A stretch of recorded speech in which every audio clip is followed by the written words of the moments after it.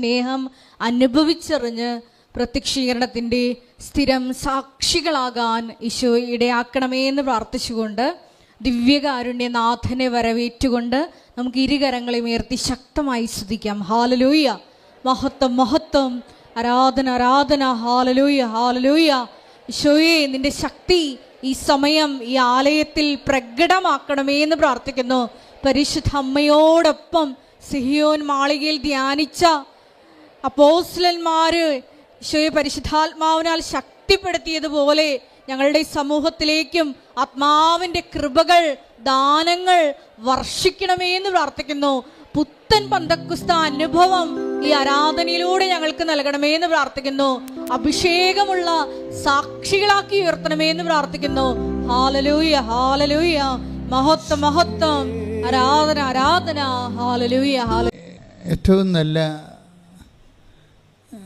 നമ്മുടെ complete life ഇപ്പം തകിടം മറിഞ്ഞിരിക്കുകയാണെന്ന് വിചാരിച്ചോ?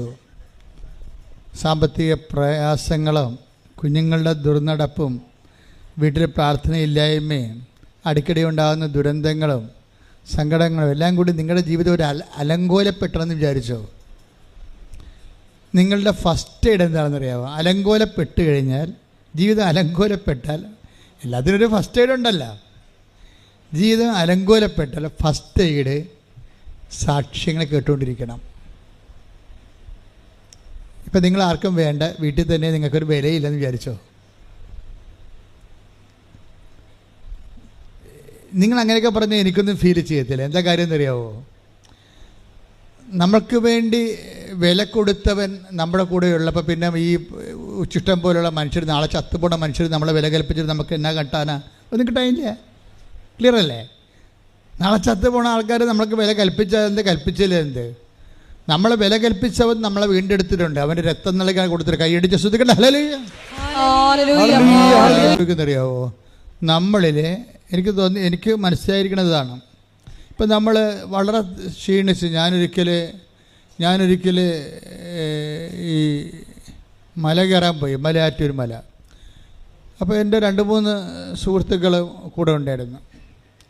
അപ്പോൾ ഞാൻ മല കയറി അവിടെ എത്തുമ്പോൾ ഭയങ്കരമായിട്ട് തളർന്ന്, എനിക്ക് തോന്നുന്നു ഞാൻ തലകറങ്ങി പോകുമെന്ന് വിചാരിച്ചോണ്ട് ഞാനൊരു പാറപ്പുറത്ത് അവിടെ ഇരുന്ന ഉടനെ, മുകളിൽ എത്തിയിട്ടില്ല, ഇനിയൊരു 1/2 കിലോമീറ്റർ മറ്റും ഉണ്ടെന്ന് തോന്നുന്നു. അപ്പോൾ ഞാൻ ഇങ്ങനെ തളർന്നിരിക്കുമ്പോൾ ഒരു മനുഷ്യൻ എനിക്ക് കുരുവില്ലാത്ത ഒരു മുന്തിരിങ്ങ തന്ന്, വലിയത്, ഈ നമ്മുടെ കുരുവില്ലാത്ത വലിയ മുന്തിരിങ്ങ തന്നു. ഒരെണ്ണേ തന്നുള്ളൂ. ഞാൻ ഒരെണ്ണം കഴിച്ചപ്പോൾ തന്നെ കുറച്ച് കഴിഞ്ഞപ്പോൾ എനിക്കൊരു സ്റ്റാമിന കിട്ടി. ഞാൻ പിന്നെ ബാക്കിയുള്ളത് ഈസിയായിട്ട് കയറി.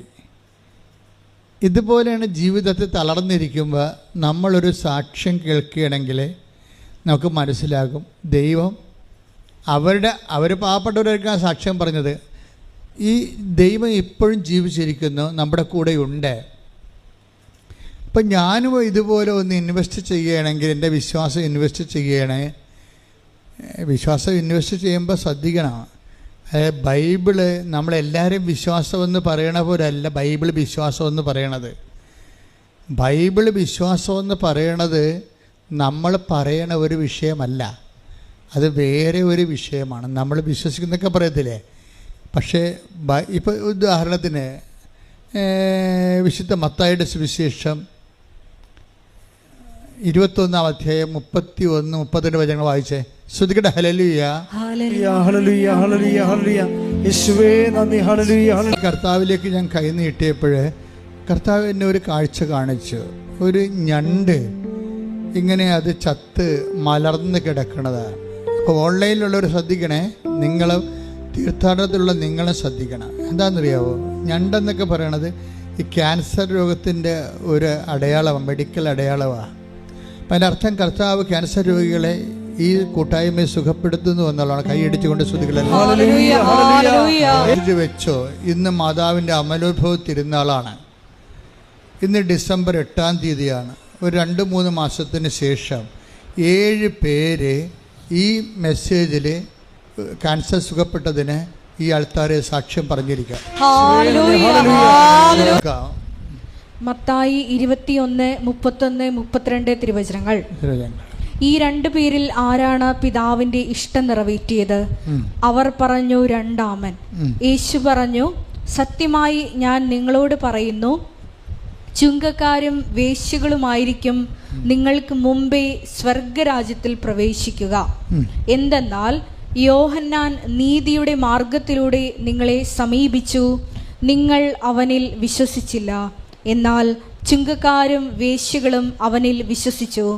നിങ്ങൾ അത് കണ്ടിട്ടും അവനിൽ വിശ്വസിക്കത്തക്കവിധം അനുദപിച്ചില്ല. Praise the lord. ഇതിൻ്റെ ഈ വചനത്തിൻ്റെ ഒരു പോക്ക് കണ്ടില്ലേ? ഡിസംബർ 7-ാം തീയതി ഇന്നലെയായിരുന്നു. ഇന്നലെ വെളുപ്പിന് ഈശോ പറഞ്ഞൊരു വചനമാണിത്. എല്ലാ കാലങ്ങളിലും മാതാവിൻ്റെ 2 ദിവസങ്ങളിലാണ് വെളിപാടുണ്ടാകുന്നത്.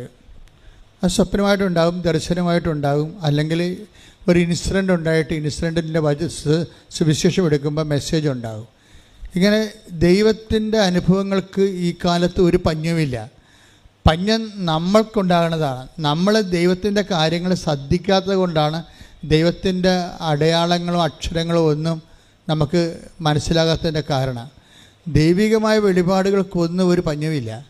കാര്യം എനിക്ക് കഴിഞ്ഞ ആഴ്ച തന്നെ ഒരു സൂചന ഉണ്ടായിരുന്നു, മാതാവ് വെളുപ്പിനെ സംസാരിക്കുമെന്ന്. കുറേ വിഷയങ്ങൾ സംസാരിച്ചു. ഞാൻ നോട്ട് ബുക്ക് 3 പേജ് എഴുതിയിട്ടുണ്ട്. 3 പേജ് എഴുതിയിട്ടുണ്ട്.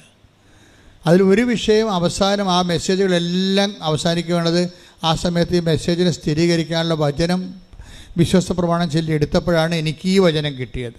ഏതാണ്? മത്തായിയുടെ സുവിശേഷം 21-ാം അധ്യായം 31, 32 തിരുവചനങ്ങൾ. ഒന്ന് വായിച്ചേ. ശ്രുതികട്ടെ. ഹല്ലേലൂയ. സത്യമായി ഞാൻ നിങ്ങളോട് പറയുന്നു, സത്യമായി ഞാൻ നിങ്ങളോട് പറയുന്നു, ചുങ്കക്കാരും വേശ്യകളുമായിരിക്കും നിങ്ങൾക്ക് മുമ്പേ സ്വർഗരാജ്യത്തിൽ പ്രവേശിക്കുക. എന്തെന്നാൽ യോഹന്നാൻ നീതിയുടെ മാർഗത്തിലൂടെ നിങ്ങളെ സമീപിച്ചു, നിങ്ങൾ അവനിൽ വിശ്വസിച്ചില്ല. എന്നാൽ ചുങ്കക്കാരും വേശ്യകളും അവനിൽ വിശ്വസിച്ചു. നിങ്ങൾ അത് കണ്ടിട്ടും അവനിൽ വിശ്വസിക്കത്തക്ക വിധം അനുദപിച്ചില്ല. ഇത് ഉടമ്പടിയുമായിട്ട് ഒത്തിരി കണക്റ്റഡ് ആയിട്ടുള്ള വാക്കാണെന്ന് തോന്നണം. കാര്യം അല്ലെങ്കിൽ ഇങ്ങനെ ഒരു വചനം വെളിപ്പെടുത്തേണ്ട കാര്യമില്ല. യോഹന്നാൻ, ഈശോ പറഞ്ഞ യോഹന്നാൻ നീതിയുടെ മാർഗത്തിലൂടെ നിങ്ങളെ സമീപിച്ചു. സുവിശേഷത്തിന് പല മാർഗമുണ്ട്. ഭക്തിയുടെ മാർഗമുണ്ട്, അതാണ് പ്രാർത്ഥനയും കാര്യങ്ങളൊക്കെ. നീതിയുടെ മാർഗമുണ്ട്, അതാണ് ഉടമ്പടി മാർഗം. അവൻ പറയണ പോലെ ചെയ്യുന്ന, നമ്മൾ പ്രവർത്തിക്കുന്ന മാർഗം, പ്രവർത്തനത്തിൻ്റെ മാർഗമാണ്. അതിന് ബൈബിൾ വിളിക്കുന്ന പേര് നീതിയുടെ മാർഗം എന്നാണ്. എന്താ കാര്യം? പട്ടാളക്കാർ വന്ന് യോഹന്നാൻ്റെ പ്രസംഗം കേട്ടപ്പോൾ പട്ടാളക്കാർ വന്ന് ചോദിച്ച്, ഞങ്ങൾ എന്താണ് പശ്ചാത്താപിക്കുന്നത്? ഞങ്ങൾക്ക് പശ്ചാത്താപമുണ്ട്, പക്ഷേ പശ്ചാത്താപത്തിൻ്റെ ഭാഗമായിട്ട് വാട്ട് വി ഷുഡ് ഡു, ഞങ്ങൾ എന്ത് ചെയ്യണം? അപ്പോൾ എന്താ പറഞ്ഞത്? നിങ്ങൾ ശമ്പളം കൊണ്ട് തൃപ്തിപ്പെടണം. അതാണ് നീതിയുടെ മാർഗം. ആരെയും ഭീഷണിപ്പെടുത്തി കോഴ വാങ്ങിക്കരുത്. കണ്ടാ, ഇതാണ് നീതിയുടെ മാർഗം എന്നാണ്. അതാണ് ഈശോ പറയണത്. യോഹന്നാൻ്റെ പ്രഭാഷണം അതുപോലെ അക്സെപ്റ്റ് ചെയ്തിരിക്കണം കർത്താവ്. അപ്പോൾ ഓരോരുത്തരും യോഹന്നാൻ്റെ അടുത്ത് വന്നിട്ട് ആ ഭാഗങ്ങളൊന്നും എടുത്തേ. ശ്രുതികട്ടെ. ഹല്ലേലൂയ. ലുക്കാ 3:14. പടയാളികളും അവനോട് ചോദിച്ചു, ഞങ്ങൾ എന്ത് ചെയ്യണം? അവൻ അവരോട് പറഞ്ഞു, നിങ്ങൾ ആരെയും ഭീഷണിപ്പെടുത്തരുത്, വ്യാജമായ കുറ്റാരോപണവും അരുത്, വേതനം കൊണ്ട് തൃപ്തിപ്പെടണം. ഇതാണ് നീതിയുടെ മാർഗം. എല്ലാ പ്രൊഫഷനും ഒരു മാർഗമുണ്ട്. ഇപ്പം നിങ്ങൾ അധ്യാപകരാണെന്ന് വിചാരിക്കുക, അല്ലെങ്കിൽ നേഴ്സാണെന്ന് വിചാരിക്കുക. നിങ്ങളുടെ പ്രൊഫഷൻ അതാണ്. ആ പ്രൊഫഷന് അതിൻ്റെ ഒരു എത്തിക്സ് ഉണ്ട്. ആ എത്തിക്സ് വിട്ട് നിങ്ങളെ അധപ്പതിക്കരുതെന്നാണ് ഈ പറയണത്. അതാണ് നീതിയുടെ മാർഗമെന്ന് പറയണത്. ഇപ്പം നിങ്ങളൊരു മെഡിക്കൽ പ്രാക്ടീഷണറാണ്, ഡോക്ടറാണ്. അപ്പോൾ നിങ്ങളൊരു ഈ അഫയേഴ്സിൽ പെട്ടവർക്ക് അബോർഷൻ ചെയ്ത് കൊടുക്കുകയാണെങ്കിൽ ചിലപ്പോൾ അവർ 2-3 ലക്ഷം രൂപ തരും രക്ഷപ്പെടാൻ വേണ്ടി. ആരെങ്കിലും ചെയ്യട്ടെ, നിങ്ങളെന്തിനാണ് ആ രക്തത്തിൽ പങ്കെടുക്കണത്? മനസ്സിലായില്ലേ? അതാണ് നീതിയുടെ മാർഗം. ഇപ്പം നിങ്ങൾ ഡോക്ടറാണ്, ചില ഡോക്ടർമാർ ഇങ്ങനെ അബോർഷൻ ക്ലിനിക്ക് തന്നെ ഉണ്ടാക്കി വെച്ചിട്ടുണ്ട്, അമേരിക്കയിലൊക്കെ ഉള്ളതുപോലെ. രഹസ്യമാണ്, പുറത്ത് എഴുതി വെച്ചിട്ടില്ല, പക്ഷേ രഹസ്യമാണ്. ആര് വന്നാലും ഇപ്പോൾ ഈ ലവ് അഫയേഴ്സിനും കമിതാക്കൾക്ക് അറിയാം എവിടെയാണ് അബോർഷൻ നടത്തണമെന്ന്. അപ്പോൾ അവർ ആ സ്ഥലത്തേക്ക് പോകും. അവർക്ക് വേറെ ഒരു ചികിത്സയും വേണ്ട, ഈ കുഞ്ഞുങ്ങളെ കൊന്നു കൊടുത്താൽ മതി. അതിനേക്കാൾ നല്ല അവർ ഇറച്ചിക്കട നടത്തണം അവർക്ക്. അതാണ് വിഷയം. കുറച്ച് കഴിയുമ്പോൾ ഈ നീതി, പ്രൊഫഷണൽ ജസ്റ്റിസ് ഉണ്ട്. ഈ പ്രൊഫഷണൽ ജസ്റ്റിസ്, അതാണ് യോഹന്നാൻ നിങ്ങളെ നീതിയുടെ മാർഗത്തിലൂടെ അദ്ദേഹം സുവിശേഷം കൈമാറിയപ്പോഴേ അത് സത്യസന്ധമായിട്ടാണ് കൈമാറിയിരിക്കുന്നത്, അല്ലാതെ സുഖിപ്പിച്ചല്ല. ആൾക്കാരെ സുഖിപ്പിച്ച് ദൈവത്തിൻ്റെ അടുത്ത് അനുദപിച്ചു കഴിഞ്ഞാൽ നിങ്ങൾക്ക് ദൈവം ഇങ്ങനെ ആനക്കൂന തരുമെന്നല്ല പറഞ്ഞത്. സത്യസന്ധമായ സുവിശേഷം നീതിയുടെ മാർഗമാണ്. ഉടമ്പടി അന്വേഷിക്കുന്നത് ഈ നീതിയുടെ മാർഗമാണ്. ഇപ്പം കഴിഞ്ഞ ദിവസങ്ങളിൽ സിമി എന്നും പറഞ്ഞൊരു സീനിയർ നേഴ്സ്, ഇംഗ്ലണ്ടിൽ 20 കൊല്ലമായിട്ട് പ്രവർത്തിക്കുന്ന സീനിയർ നേഴ്സിൻ്റെ സാക്ഷ്യം ഇന്ന് അപ്പീലുണ്ട്. പെട്ടെന്നാണ് റീച്ച് ചെയ്യുന്നുണ്ടത്, 11,000 പറ്റിയായെന്ന് തോന്നണം. പെട്ടെന്ന്. കാര്യം സത്യസന്ധമായ വെടിച്ചിൽ സാക്ഷ്യമാണ്. എന്താ സിമി പറയണത്? എന്താണ് സിമി ഒരിക്കൽ ഇവിടെ വന്ന്, എങ്ങനെ വന്നതാണ്? മാതാവിൻ്റെ അടുത്ത് അവളുടെ അമ്മ നേർച്ച നേർന്ന്, ആ സഹോദരിയുടെ അമ്മ നേർച്ച നേർന്ന്. അപ്പം അമ്മയോട് പറഞ്ഞ്, ഞാൻ ആവശ്യമായിട്ട് പള്ളിയും പ്രാർത്ഥനയൊക്കെ ഉള്ള ആളാണ്, അമ്മ എനിക്ക് വേണ്ടി പ്രത്യേകിച്ച് നേർച്ച ഒന്നും നേരണ്ട, ഇങ്ങനെ ലോകം മുഴുവനുള്ള ധ്യാനകേന്ദ്രത്തിൽ എന്നെക്കുറിച്ച് നടക്കേണ്ട കാര്യം എല്ലാം ഉണ്ട്. അമ്മയെ വഴക്കിട്ടുകൊണ്ടാണ് അവരിവിടെ വരണത്. ഇവിടെ വരുമ്പോൾ കോവിഡായിരുന്നു. കോവിഡിൻ്റെ ടൈം കഴിഞ്ഞ് വന്നപ്പോൾ ചെറിയ കോവിഡ് മാന്യമൊക്കെ ഉണ്ടായിരുന്നു. അപ്പോൾ ആ അമ്മ എന്തോ കാര്യം ഉടമ്പടിയെക്കുറിച്ച് അറിയത്തില്ല, അവർക്ക് എന്തോ എഴുതി കൊടുക്കുന്ന പരിപാടിയാണ്, അതുകൊണ്ട് പെട്ടിയിടുന്ന പരിപാടിയാണെന്നാണ് അമ്മ ധരിച്ചത്. അപ്പോൾ അമ്മ എന്തോ എഴുതി കൊടുത്ത് ഇവിടുത്തെ സിസ്റ്ററിന് കൊടുത്ത്. അപ്പോൾ അന്നുണ്ടായിരുന്ന സിസ്റ്റർ പറഞ്ഞ്, ചേച്ചി ഇത് ഇപ്പോഴല്ല ചെയ്യണത്, കുറച്ച് ടൈം എടുക്കും, ഇപ്പോൾ ഇങ്ങനെ എഴുതിയിട്ട് സ്വീകരിക്കത്തില്ലെന്ന് പറഞ്ഞു. അപ്പോൾ ഈ സിമി അവിടെ നിന്ന് വെച്ചാൽ പറഞ്ഞു, ഇതെന്താ മാതാവ് ഇപ്പോൾ സ്വീകരിക്കത്തില്ലേ, മാതാവ് എന്താ അവധിക്ക് പോയിരിക്കണമെന്ന് ചോദിച്ചു. തോന്നിവാസം ചോദിച്ചതാണ്. ചില ആൾക്കാർക്ക് അങ്ങനെ തോന്നും പെട്ടെന്ന്, അവരുടെ ഒരു മെൻ്റൽ സ്റ്റേച്ചർ അനുസരിച്ചുണ്ട്. പക്ഷേ പിന്നെ ഇംഗ്ലണ്ടിൽ ചെന്നിട്ട് പിന്നെ ഇവർക്ക് 1 by 1 ആയിട്ട് പ്രോബ്ലമായി. പ്രോബ്ലം വെച്ച് കഴിഞ്ഞാൽ അതിപ്പോൾ നിങ്ങളറിയാം, ഇപ്പോൾ ലോകത്തിലുള്ള ഒത്തിരിയേറെ മനുഷ്യർ കാര്യങ്ങളറിയാതെ കൃപാസനം മാതാവിനെയും കൃപാസനം മാതാവ് എന്ന് പറയണത്, കൃപാസനം പത്രം എന്ന് പറയണത് മാതാവിൻ്റെ പ്രത്യക്ഷീകരണ സന്ദേശം ലോകത്തിലെത്തിക്കാനുള്ള ദൈവത്തിൻ്റെ കൈകളാണത്. ഞങ്ങൾക്കതിനെക്കുറിച്ച് നല്ല ബോധമുണ്ട്. സഭയുടെ അകത്തു നിന്നൊക്കെ ഞങ്ങൾക്ക് നല്ല സമ്മർദ്ദമായിരുന്നു ഈ പത്രത്തിൻ്റെ വിഷയം വന്നപ്പോഴേ. ഇവിടെയുള്ള എക്സിക്യൂട്ടീവ്സ് പറഞ്ഞു വെച്ചാൽ ഒരു പത്രം കൊടുക്കാച്ചാന്ന് പറയും. ഒരു പത്രമില്ലേ കൊടുക്കാൻ പറ്റത്തുള്ള ആൾക്കാർക്ക് എങ്ങനെ അച്ഛൻ 9 പത്രം കൊടുക്കണമെന്ന് ചോദിക്കും. അപ്പോൾ ഞാൻ പറഞ്ഞു, അല്ല, എന്നോട് പറഞ്ഞത് ഞാൻ ചെയ്യത്തുള്ളൂ, നിങ്ങളോട് പറഞ്ഞിട്ടല്ല കൃപാസനത്തെക്കുറിച്ച് പറഞ്ഞോ? നിങ്ങളോട് കൃപാസനത്തെക്കുറിച്ച് ദൈവം പറഞ്ഞോ? ഇല്ല. 87-9 എന്നോട് ആ കൃപാസനത്തെക്കുറിച്ച് പറഞ്ഞത്. ഞാൻ ആ കൃപാസനം ഉടനെ സ്ഥാപിച്ചിട്ട് നിങ്ങളെ വിളിച്ചെന്ന് മാത്രമേ ഉള്ളൂ, വേറെ ഒരു കുഴപ്പം ഞാൻ ചെയ്തിട്ടില്ല. എനിക്ക് കണ്ണി കണ്ടവരെ, ഇഷ്ടപ്പെട്ടവരെ വിളിച്ചു കൃപാസനത്തിലേക്ക് ചേർത്തു എന്നേ ഉള്ളൂ, അല്ലാതെ ഒരു സംഘടന നമുക്ക് ഉണ്ടാക്കണമെന്ന് പറഞ്ഞ് എല്ലാവരെയും വിളിച്ചതല്ല.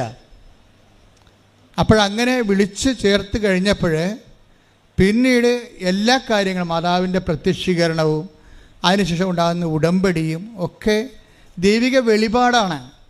ഞാൻ ദൈവത്തിൻ്റെ വചനങ്ങളോട് കർക്കശ്യമായ നീതി പുലർത്തുമ്പോൾ ദൈവം എന്നെ ഇതുപോലുള്ള കാര്യങ്ങൾ പറയാൻ പറ്റുന്ന ആളാണെന്ന് മനസ്സിലാക്കിയിട്ട് കാലാകാലങ്ങളിൽ ദൈവം പറഞ്ഞുകൊണ്ടേയിരുന്നു, ഓരോ കാര്യങ്ങൾ പറഞ്ഞുകൊണ്ടേയിരിക്കും. ഉടമ്പടി ചെയ്യാൻ പറഞ്ഞു. അപ്പോൾ എന്നോട് ആദ്യം പറഞ്ഞത്, പ്രത്യക്ഷീകരണം നടന്നിട്ട് 10 കൊല്ലമായില്ലേ, ഇന്ന് മറ്റൊരു നീ ചെയ്താ, അതുകൊണ്ട് നീ ഇനി പണിക്ക് നടക്കണ്ടേ എന്ന് പറഞ്ഞ് എന്നെ ആട്ടി ഓടിച്ച പോലെ വാടിപ്പെട്ട് ഓടിച്ചതാണ്. എനിക്കകത്ത് കയറാൻ അനുവാദമില്ല. നിങ്ങളോടൊക്കെ ഞാൻ അത് പല പ്രാവശ്യം പറഞ്ഞിട്ടുള്ളതാണ്. പക്ഷേ 5 മിനിറ്റിനുള്ളിൽ ദൈവം എന്നെ അവിടെ കയറ്റിയില്ലെങ്കിലും എനിക്ക് പ്രത്യക്ഷീകരണ പ്രാർത്ഥന തന്ന്, ഞാൻ കാറ് ഇങ്ങോട്ട് വളഞ്ഞപ്പോൾ തന്നെ, കേരളത്തിലേക്ക് വളഞ്ഞപ്പോൾ തന്നെ പ്രത്യക്ഷീകരണ പ്രാർത്ഥന തന്നു. ആ പ്രത്യക്ഷീകരണ പ്രാർത്ഥനയാണ് ഇന്ന് നമ്മൾ എല്ലാ ദിവസവും വെളുപ്പിനെ 5 മണിക്ക് അച്ഛൻ ചെല്ലത്തില്ലേ, 20-ാം വർഷം ആ പ്രത്യക്ഷ പ്രാർത്ഥന ചെല്ലണത്. അത് ചെറിയ പ്രത്യക്ഷ പ്രാർത്ഥന ഇരുന്നത്. അമ്മയുടെ പ്രത്യക്ഷീകരണത്തിൻ്റെ ആദ്യത്തേത് ദശക പ്രാർത്ഥന, ഇപ്പോൾ ദശകം 20 വർഷമായതിൻ്റെ പ്രാർത്ഥനയാണ്. ആ പ്രാർത്ഥന കുറേ നാൾ പ്രാർത്ഥിച്ചു കഴിഞ്ഞപ്പോഴാണ് പിന്നെ അമ്മ ഉടമ്പടിയെക്കുറിച്ച് പറയണത്. ഇപ്പോൾ ഉടമ്പടിയെക്കുറിച്ച് എന്താ പറഞ്ഞത്? ഇപ്പോൾ എന്താ പറഞ്ഞിരിക്കുന്നത്? ഉടമ്പടി യോഹന്നാൻ്റെ നീതിയുടെ മാർഗമായിട്ട് ഇതിന് ബന്ധമുണ്ടെന്നാണ് പറയണത്. ഇപ്പം പറഞ്ഞു കേട്ടില്ലേ, ഇന്നലെ അമ്മയുടെ പ്രത്യക്ഷീകരണത്തിൻ്റെ വെളുപ്പാങ്കാലമാണ്. എന്താ പറയണത്? ഉടമ്പടി നീതിയുടെ മാർഗമാണെന്ന് ജനങ്ങളോട് നീ പറയണം. അല്ലാതെ പ്രാർത്ഥന മാത്രം ചൊല്ലിക്കൊണ്ടിരിക്കരുത്. വീട്ടിൽ പോയി പ്രത്യക്ഷീകരണ പ്രാർത്ഥന ചൊല്ലിക്കൊണ്ട് മാത്രം ഇരുന്നുകൊണ്ട് ദൈവത്തിൻ്റെ അനുഗ്രഹം അടിച്ചു മാറ്റാൻ വേണ്ടി ആരും മസിൽ പിടിക്കേണ്ട കാര്യമില്ല. അതാണ് പച്ചക്ക് പറയുകയാണ് സംഭവം. ജീവിതം കറക്റ്റ് ചെയ്യാതെ പ്രാർത്ഥിച്ച് മാത്രം ഇരുന്ന പിച്ചുമ്പയും പറഞ്ഞ ആൾക്കാർ പോലെ ഇരിക്കും. ഉടമ്പടി ഒരു പ്രാർത്ഥനയുടെ മാർഗമല്ല, മറിച്ച് എന്താണ്, അത് പ്രാർത്ഥനയെ സപ്പോർട്ട് ചെയ്യുമ്പോൾ തന്നെ ബേസിക്കായിട്ട് നീതിയുടെ മാർഗമാണ്. ഒന്നൊരു വായിച്ച മാറ്. എന്തെന്നാൽ യോഹന്നാൻ നീതിയുടെ മാർഗത്തിലൂടെ നിങ്ങളെ സമീപിച്ചു, നിങ്ങൾ അവനിൽ വിശ്വസിച്ചില്ല. ഇതാണ് പ്രശ്നം. ഉടമ്പടി മാർഗത്തിലൂടെ നിങ്ങളെ സമീപിക്കുന്നു. നിങ്ങൾ ഉടമ്പടി ചെയ്തിട്ടുമുണ്ട്, പക്ഷേ ഉടമ്പടി ചെയ്ത കുറേ ആൾക്കാർ ദൈവം വിശ്വസിക്കണില്ല. ഇതാണ് ഇതിൻ്റെ ട്രാജഡി. ഉടമ്പടി ചെയ്ത അണ്ണന്മാർ കേൾക്കണം കേട്ടോ.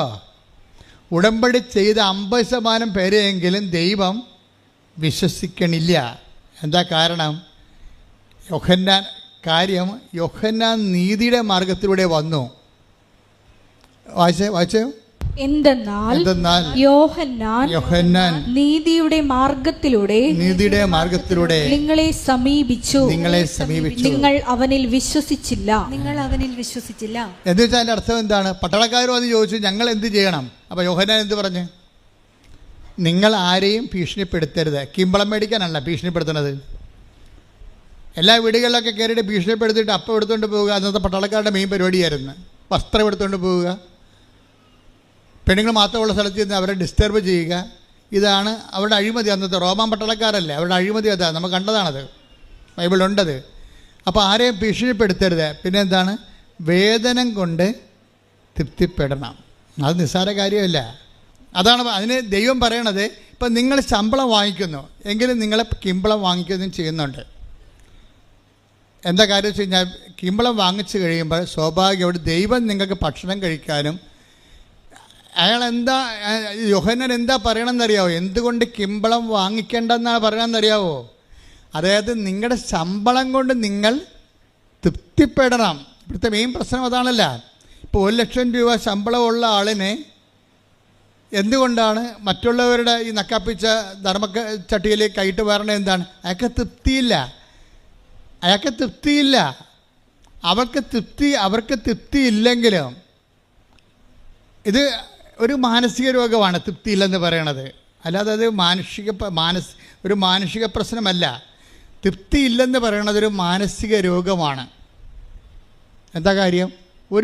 ഒരു ലേഡി, ഒരു 10-40 വയസ്സുള്ള ലേഡിയുടെ ഒരു വീഡിയോ ഇറങ്ങിയിട്ടുണ്ട്. നിങ്ങൾ കണ്ടാന്നറിയത്തില്ല. അവർ പറയണത്, ഞാൻ ആഫ്രിക്കക്കാരുമായിട്ട് ശയിച്ചിട്ടുണ്ട്, പോരെ ഇന്ത്യക്കാർ, എന്നിട്ട് ഇംഗ്ലീഷുകാർ. ഒരു ലേഡി പച്ചക്ക് പറയണ അവിടെ ഇരുന്നുണ്ടേ. ഈ ലോകത്തിലുള്ള ഓരോ രാജ്യത്തിലുള്ള ആൾക്കാരുമായിട്ട് അവർക്ക് ശാരീരിക ബന്ധമുണ്ടെന്നാണ്. എന്നിട്ടും ഈ ആൾക്ക് തൃപ്തിയില്ല. അതൊരു മാനസിക രോഗമാണ്. സുവിശേഷത്തിൻ്റെ പ്രധാനപ്പെട്ട ഉദ്ദേശം, നിങ്ങൾ അവറേഷൻസ് കാണിക്കുമ്പോഴേ, സെക്ഷൽ അവറേഷൻ ആയാലും ശരി, നിങ്ങളുടെ ജീവിത പങ്കാളിയുമായിട്ട് നിങ്ങൾക്ക് തൃപ്തിപ്പെടാൻ പറ്റണില്ല എങ്കിൽ അതിന് നിങ്ങൾ ബാക്കി ഒരു ഔട്ട് പോസ്റ്റൊക്കെ ഉണ്ടാക്കിയെടുക്കണമെന്നുണ്ടെങ്കിൽ നിങ്ങൾക്ക് വേണ്ടത് എന്താണെന്നറിയാവോ? അങ്ങനെ ഒരു ഔട്ട് പോസ്റ്റ് ഉണ്ടായാൽ എത്ര ഔട്ട് പോസ്റ്റ് ഉണ്ടാക്കിയെടുത്താലും ശരി, സ്റ്റെപ്പിനി ഉണ്ടാക്കിയെടുത്താലും നിങ്ങളുടെ ആർത്തി തീരത്തില്ല. ആർത്തിക്ക് അഭിഷേകമാണ് മരുന്നെന്ന് പറയണത്. ആർത്തിക്ക് മരുന്നില്ലല്ലോ. ആർത്തിക്ക് മരുന്ന് ബൈബിളിൽ മാത്രമേ ഉള്ളൂ. അതിന് അഭിഷേകമെന്നാണ് പറയണത്. അതുകൊണ്ടാണ് 5 ഭർത്താക്കന്മാരുണ്ട്. സ്ത്രീയോട് ഈശോ എന്താ പറയണത്?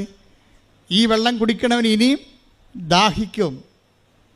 അതല്ലേ 4:13 എടുത്തേ. യേശു പറഞ്ഞു, ഈ വെള്ളം കുടിക്കുന്ന ഏവനും വീണ്ടും ദാഹിക്കും. വേണ്ട, 5 ഭർത്താക്കന്മാരെ വെച്ച് ഉപയോഗിച്ചുകൊണ്ടിരിക്കുന്ന സ്ത്രീയോടാണ് ഈശോ പറയണത്. എന്താ പറയണത്?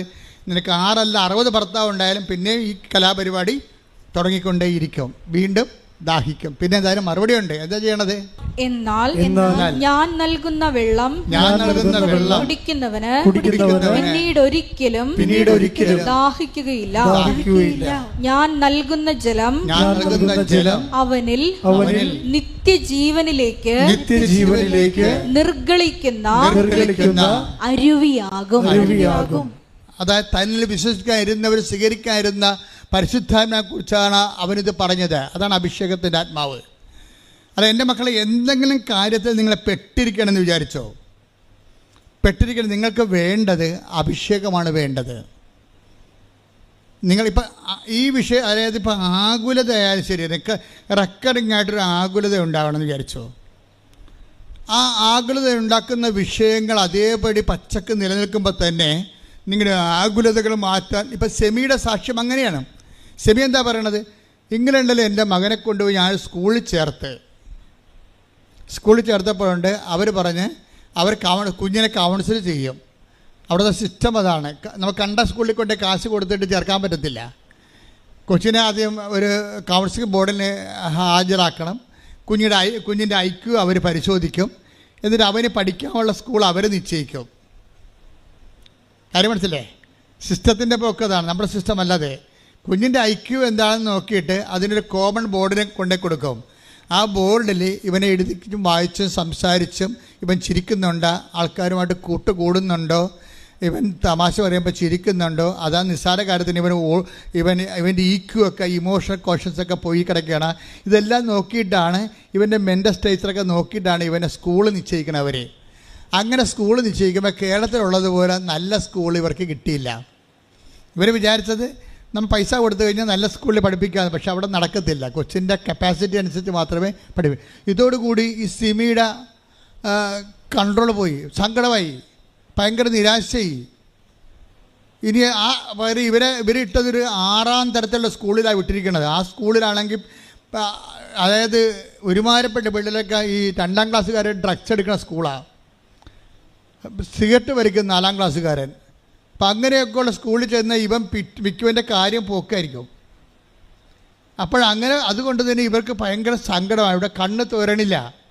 മാതാവിനോട് തോന്നിയ ദിവസം പറഞ്ഞ് പോയതാണ്, മാതാവ് അവധിയിലാണെന്ന് പറഞ്ഞു പോയതാണ്. ഇവിടെ കണ്ണ് തോരണില്ല. പക്ഷെ നമ്മളുടെ സത്യസന്ധമായിട്ട് അവർക്കിത് വിശ്വസിക്കാൻ കഴിഞ്ഞില്ലെന്ന് പറയുന്നത് ഒരു ക്രൈമൊന്നുമല്ല.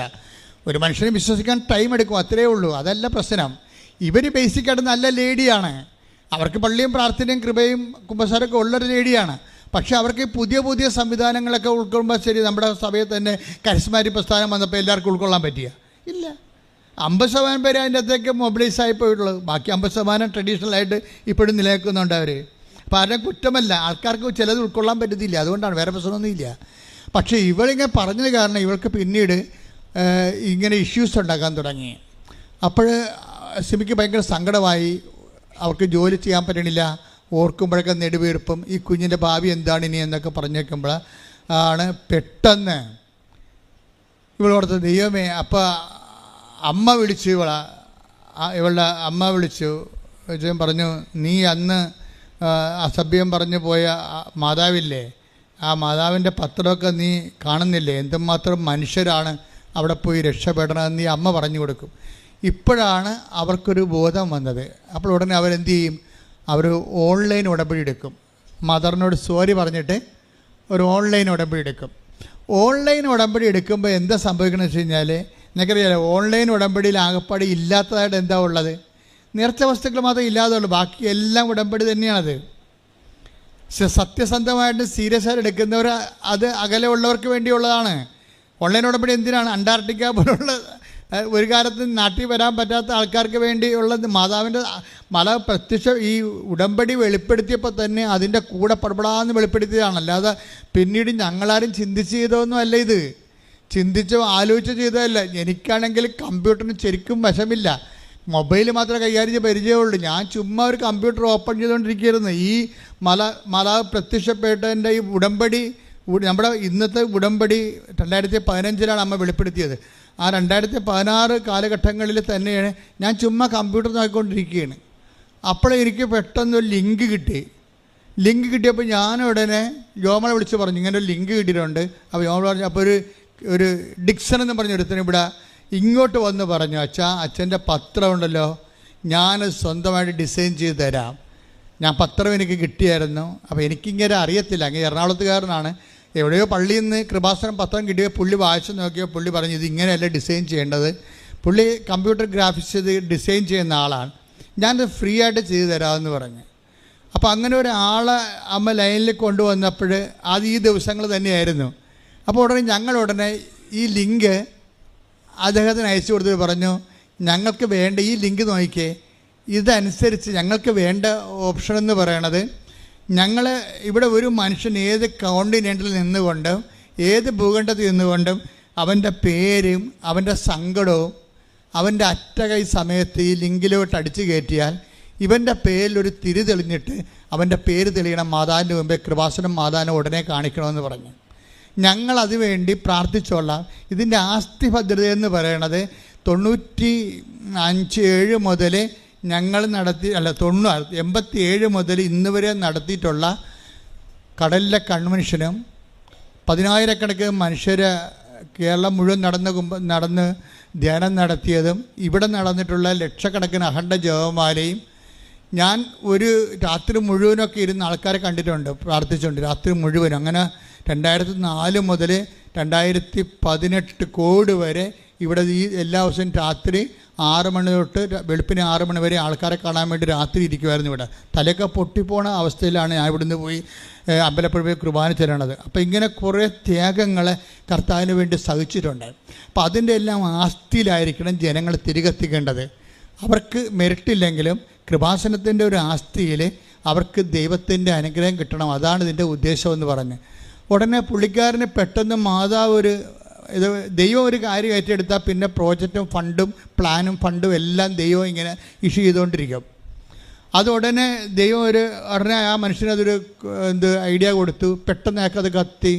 അങ്ങനെയാണ് ലൈറ്റ് ആൻഡ് പെർ റിക്വസ്റ്റ് എന്ന് പറഞ്ഞ് ഇന്നും ആൾക്കാർ പ്രശ്നം വന്ന ഉടനെ ലൈറ്റ് ആൻഡ് പെർ റിക്വസ്റ്റാണ് ചെയ്യുന്ന ആൾക്കാർ. അത് അകലെയുള്ള ആൾക്കാരാണ്. കൃപാസനത്തിൽ വന്ന് എത്തുന്നത് വരെയുള്ള സമയങ്ങളിൽ കൃപാസന അനുഗ്രഹത്തിൽ നിന്നുള്ള നിക്ഷേപത്തിൽ നിന്ന് അവർക്ക് ദൈവം അനുഗ്രഹം കൊടുക്കൊണ്ടിരിക്കുകയാണ്. അപ്പോൾ ഇതുപോലെ ഇവർ കോവിഡ് കാലത്ത് അമ്മ തന്നാണ് ഓൺലൈൻ ഉടമ്പടി. കോവിഡിനെ ഇങ്ങോട്ട് അടക്കാൻ പറ്റാത്തത് നമുക്കിതെല്ലാം അടച്ചിട്ടൊക്കെ ആയിരുന്നു 1 കൊല്ലം 1.5 കൊല്ലമായിട്ട്. അപ്പോഴാണ് അമ്മ ഓൺലൈൻ ഉടമ്പടി തന്നത്.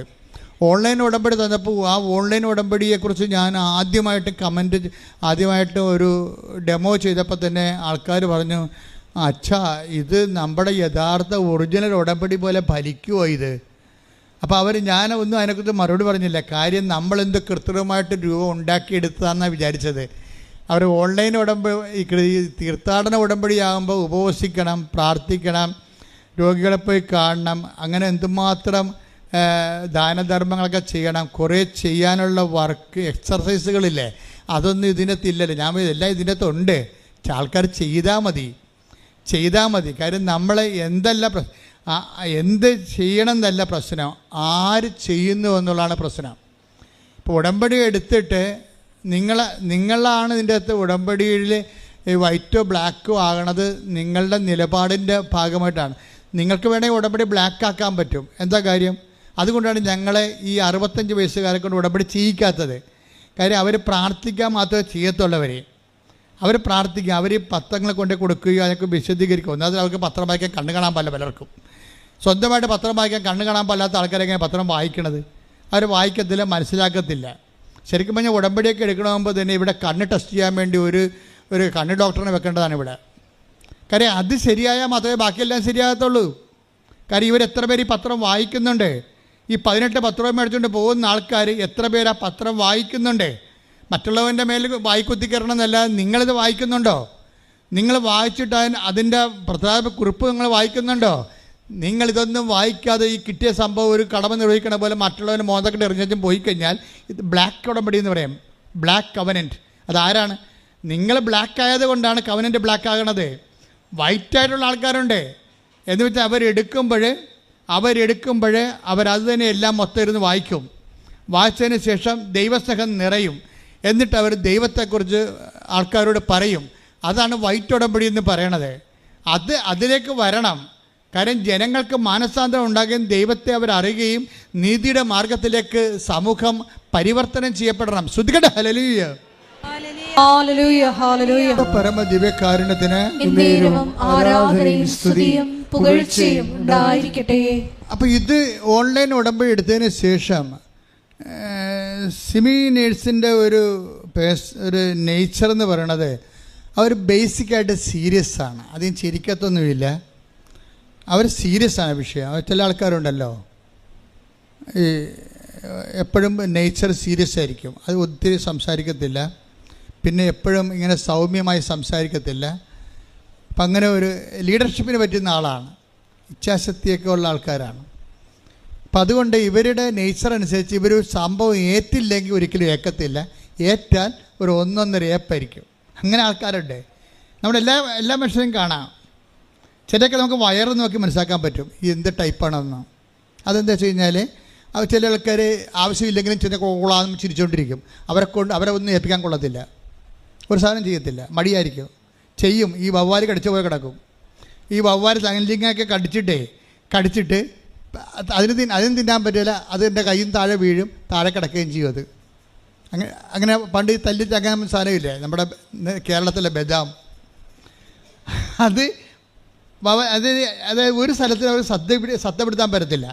അവരിങ്ങനെ ചിരിക്കും പറയുന്നത്, അല്ലെങ്കിൽ ചിരിക്കാനുള്ള വകുപ്പൊക്കെ ഉണ്ടാക്കും, അല്ലെങ്കിൽ എവിടെയെങ്കിലുമൊക്കെ ഇങ്ങനെ ടൂർ ഇങ്ങനെ കറങ്ങി കിടക്കും, ഇങ്ങനെ കൂട്ടായ്മയിലൊക്കെ ഈ കുത്തിയിരിക്കും, എന്ത് കുറേ വെടി വർത്താനമൊക്കെ പറഞ്ഞുകൊണ്ടിരിക്കും. ഒരു പണി അവരെ ഏൽപ്പിക്കാൻ കൊള്ളത്തില്ല. കാര്യം അവരുടെ ബോഡി ആ ടൈപ്പാണ്. വിസറട്ടോണിക് എൻഡോമോർഫ് എന്ന് പറയും.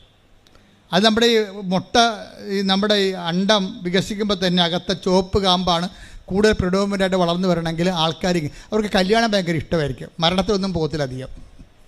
മരണത്തിൽ പോയാൽ തന്നെ അവിടെ പോയിരുന്നുണ്ട് എന്തെങ്കിലുമൊക്കെ പറഞ്ഞുകൊണ്ട് ആൾക്കാരെ ആരുടെയെങ്കിലും പെട്ടയ്ക്ക് തൂങ്ങി വല്ല വെള്ളം അടിക്കാനും പോയിട്ട് അവിടെ ഇരുന്ന് ഷാപ്പിൽ ഇരുന്ന് വർത്താനം പറയും, ബാറിലിരുന്നുകൊണ്ട്. അങ്ങനെ ടൈപ്പുണ്ട്. അങ്ങനെ ഓരോ മനുഷ്യർ ഇവരെന്ന് പറഞ്ഞാൽ സീരിയസ് ബോഡിയാണ് ഇവരുടെ. ഇപ്പം ഇവർ ഒരു കാര്യം പറഞ്ഞാൽ ഉണ്ടെങ്കിൽ ഉണ്ട്, ഇല്ലെങ്കിൽ ഇല്ല. ഇവർ ഓൺലൈൻ ഉടമ്പടി എടുത്ത് പിന്നെ എന്താ സംഭവം, ഇവർ മൊത്തം അങ്ങോട്ട് അതിൻ്റെ അകത്ത് ആ ഓൺലൈൻ ഉടമ്പടിയാണല്ലോ എടുത്തതെന്നല്ല, അവർ കൃത്യമായിട്ട് വചനം വായിക്കാൻ തുടങ്ങി. ഒരാളിൻ്റെ മാറ്റം കണ്ടില്ലേ? ഇവിടെ വന്നിട്ട് മാതാവ് അവധിയിലാണെന്ന് പറഞ്ഞ് പോയ പാർട്ടിയാണ്. ആ ഓൺലൈൻ ഉടമ്പടി എടുത്തു കഴിഞ്ഞപ്പോൾ ഉടനെ അവർ കൃത്യമായിട്ട് വചനം വായിക്കാൻ തുടങ്ങി. 5:30 എഴുന്നേറ്റ് വചനം വായിക്കും, ഇംഗ്ലീഷ് പത്രം കൂടുതൽ വരുത്തിക്കും, എന്നിട്ട് ഓരോ ഇംഗ്ലീഷ് പള്ളി കൊണ്ടേ കൊടുക്കും. ഇംഗ്ലീഷ് പത്രമല്ലേ? അപ്പോൾ ആ ഇംഗ്ലീഷ് കമ്മ്യൂണിറ്റി അവിടെ ഇംഗ്ലണ്ടിലുണ്ടല്ലോ, ലണ്ടനിൽ ഇംഗ്ലീഷ് കമ്മിറ്റി ഉണ്ട്, പള്ളിയുണ്ടല്ലോ, അവിടെ കൊണ്ടുപോയി സായിപ്പന്മാരോട് കൃപാസനത്തെക്കുറിച്ച് സംസാരിക്കും. കണ്ട, അവർ പത്രം കൊടുക്കുക മാത്രമല്ല ചെയ്യണത്, പിന്നെ എന്താണ്, മറ്റൊരു സമൂഹത്തോട് മാതാവിൻ്റെ പ്രത്യക്ഷീകരണത്തെക്കുറിച്ച് സംസാരിക്കുകയാണ്. അപ്പോൾ സീരിയസാണ്, വൈറ്റ് ഉടമ്പടിയാണത്, സീരിയസ് ആയ വിഷയം. സീരിയസ് ആയപ്പോൾ സിമി പറയുന്നൊരു സംഭവമുണ്ട്, മകൻ്റെ കാര്യം ഞാൻ മറന്നുപോയെന്ന്. അതിന് അഭിഷേകം എന്ന് പറയണത്. തന്നെയല്ല, മകനെക്കുറിച്ച് ആ സ്കൂളിൽ ചേർത്തപ്പോൾ എന്നെ അവിടുന്ന് എല്ലാവരും വിളിക്കാൻ തുടങ്ങി. എന്താണ്, അവിടുത്തെ ഹെഡ് മിസ്സസ് വരെ എന്നെ വിളിച്ചു. എന്താണ്, മകൻ്റെ നല്ല നല്ല കാര്യങ്ങൾ പറയാൻ വിളിച്ചെന്ന്, അവൻ്റെ സ്വഭാവവും. അപ്പോൾ ദൈവം ആ ഉടമ്പടി എടുത്തെന്നർത്ഥം. എന്താ കാര്യം, ദൈവത്തിൻ്റെ ഉടമ്പടി സിമി എടുത്തു. സിമി സീരിയസ് ആയി. ഇത് പണ്ട് ഉടമ്പടിയുടെ കാലം തുടങ്ങിയപ്പോൾ ദൈവം എന്നോട് പറയുന്നൊരു വാക്കുണ്ടായിരുന്നു. അത് ഒത്തിരിപ്പോഴും ഞാൻ പറഞ്ഞിട്ടുണ്ട്. If you are serious God will be sincere, if you are sincere God will be serious. അതാണ് ഉടമ്പടിയുടെ ഒരു ഇക്വേഷൻ, സമവാക്യം എന്ന് പറഞ്ഞ ഇതാണ്. നമ്മൾ സീരിയസ് ആണെങ്കിൽ ദൈവവും സിൻസിയറാക്കി ഈ വിഷയത്തിൻ്റെ മേലെ നേരെ മറിച്ചു. അപ്പം നമ്മളിതിൽ അഴകുഴമ്പൻ ഉടമ്പടി എടുത്തിരിക്കണമെങ്കിൽ ഈ വിഷയം മുമ്പത്തേക്കാൾ അളിയാൻ സാധ്യതയുണ്ട്. വെറുതെ അതാണ് ഞാൻ പറയണത്, ആലപ്പുഴ വന്ന് പണി മേടിക്കരുതെന്ന് പറയത്തില്ലേ, അതിൻ്റെ കാരണം അതാണ്. എന്താ കാര്യം, ചില ആൾക്കാർക്ക് ഇതെടുക്കാൻ അർഹതയില്ല. അവർ ടേസ്റ്റ് ഉടമ്പടിയുടെ ഉപ്പ് നോക്കാൻ വന്ന ആൾക്കാരാണ്. ഇട്ട് നോക്കാം, ഇങ്ങനെ കൊത്തുണ്ടാന്ന് നോക്കി, ചൂണ്ടയിടത്തില്ല, കൊത്തി നോക്കാം, മീനുണ്ടെങ്കിൽ പിടിക്കുകയാണെങ്കിൽ, ഒരു സംഭവമെങ്കിലും നടന്നാൽ നമുക്ക് പത്രം കൊടുക്കാം, പ്രത്യക്ഷ പ്രാർത്ഥനയ്ക്ക് നേരത്തെ എഴുന്നേക്കാം. ഒരു സംഭവമെങ്കിലും നടന്നു കിട്ടിയാൽ പ്രത്യക്ഷ പ്രാർത്ഥനയ്ക്ക് നേരത്തെ എഴുന്നേക്കാം, 5:30 എഴുന്നേക്കാം. ഒരു സംഭവം നടന്നില്ലെങ്കിൽ പാർട്ടി പണ്ടത്തതുപോലെ 7 മണിക്ക് എഴുന്നേക്കത്തുള്ളൂ പ്രത്യക്ഷയുടെ പ്രാർത്ഥനയ്ക്ക്. അപ്പോൾ കഴിഞ്ഞിരിക്കുന്ന സമയം. ഇതാണ് ഈ ബ്ലാക്ക് ഉടമ്പടി എന്ന് പറയണത്.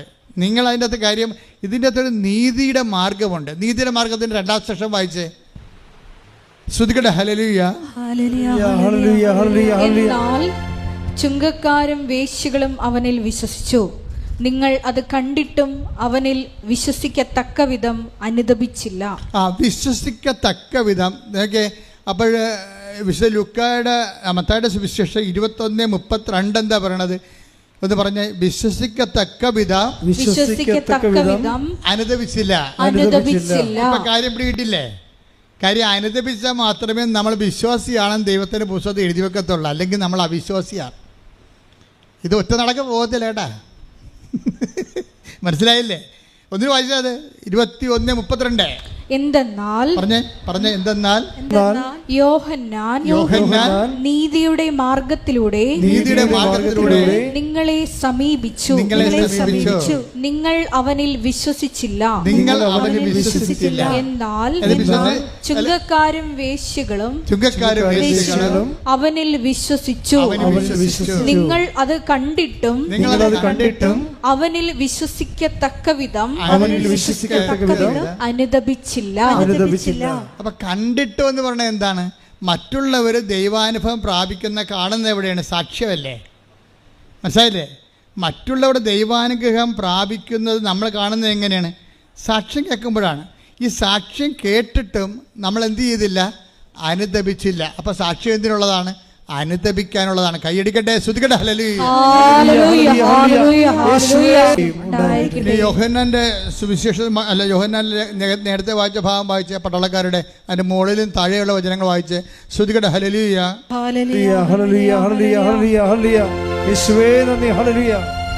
ജനക്കൂട്ടം അവനോട് ചോദിച്ചു. പട്ടാളക്കാർ മാറ്റി. അടുത്ത ശ്രോതാക്കൾ ആരാണ്? ജനക്കൂട്ടമാണ്. ജനക്കൂട്ടം ഈ പ്രസംഗം കഴിഞ്ഞ്, യോഹന്നാൻ്റെ പ്രസംഗം കഴിഞ്ഞപ്പോൾ, നീതിയുടെ മാർഗത്തിൻ്റെ സുവിശേഷം കഴിഞ്ഞപ്പോൾ, ഇത് എൻ്റെ ഒരു പോപ്പുലേഷൻ, അവിടുത്തെ ഉണ്ടായിരുന്ന പബ്ലിക് മുഴുവനും യോഹന്നാനോട് ചോദിച്ചു. എന്താ ചോദിച്ചത്? ഞങ്ങൾ എന്താണ് ചെയ്യേണ്ടത്? ഞങ്ങൾ എന്താണ് ചെയ്യേണ്ടത്? ഇപ്പം സുവിശേഷം കേട്ട് കഴിഞ്ഞാൽ പിന്നെ എന്താ അടുത്ത ചോദ്യം എന്താണ്?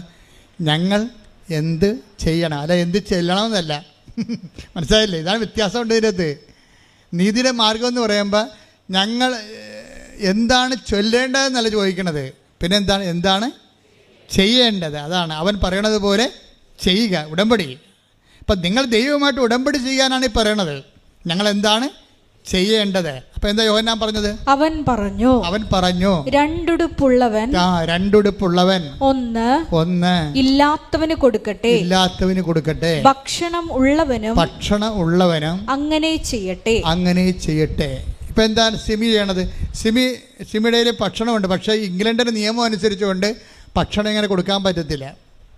ഇപ്പം തന്നെ നമ്മുടെ തേനില്ലേ, തേന് നേരത്തെ എടുത്തുകൊണ്ടിരുന്ന സ്ഥലത്ത് നിന്ന് അതെവിടുന്ന് ഖാദിയുടെ മദ്ര ഇവിടെ ജാർഖണ്ഡിൽ നിന്ന് എടുത്തുകൊണ്ടിരുന്നത്, അത് നമ്മൾ കട്ട് ചെയ്തിട്ട് കാഞ്ഞിരപ്പള്ളി രൂപതയെ വിളിച്ച് പറഞ്ഞു ഇതിൻ്റെ പ്രോസസ്സ് ചെയ്യണ മെഷീനുണ്ട്. അപ്പോൾ അവിടുത്തെ അച്ഛൻ പറഞ്ഞു അത് വലിയ പാടാണ്, 8 ലക്ഷം രൂപയാണ് ആ മെഷീന്. ഞാൻ വെച്ചാൽ ആ മെഷീനിൽ തേന് ചെയ്ത് തന്നില്ലെങ്കിൽ, തേന് പ്യൂരിഫൈ ചെയ്ത് തന്നില്ലെങ്കിൽ അമ്മമാരും കുഞ്ഞുങ്ങളുമാണ് ഇത് ഉപയോഗിക്കുന്നത്.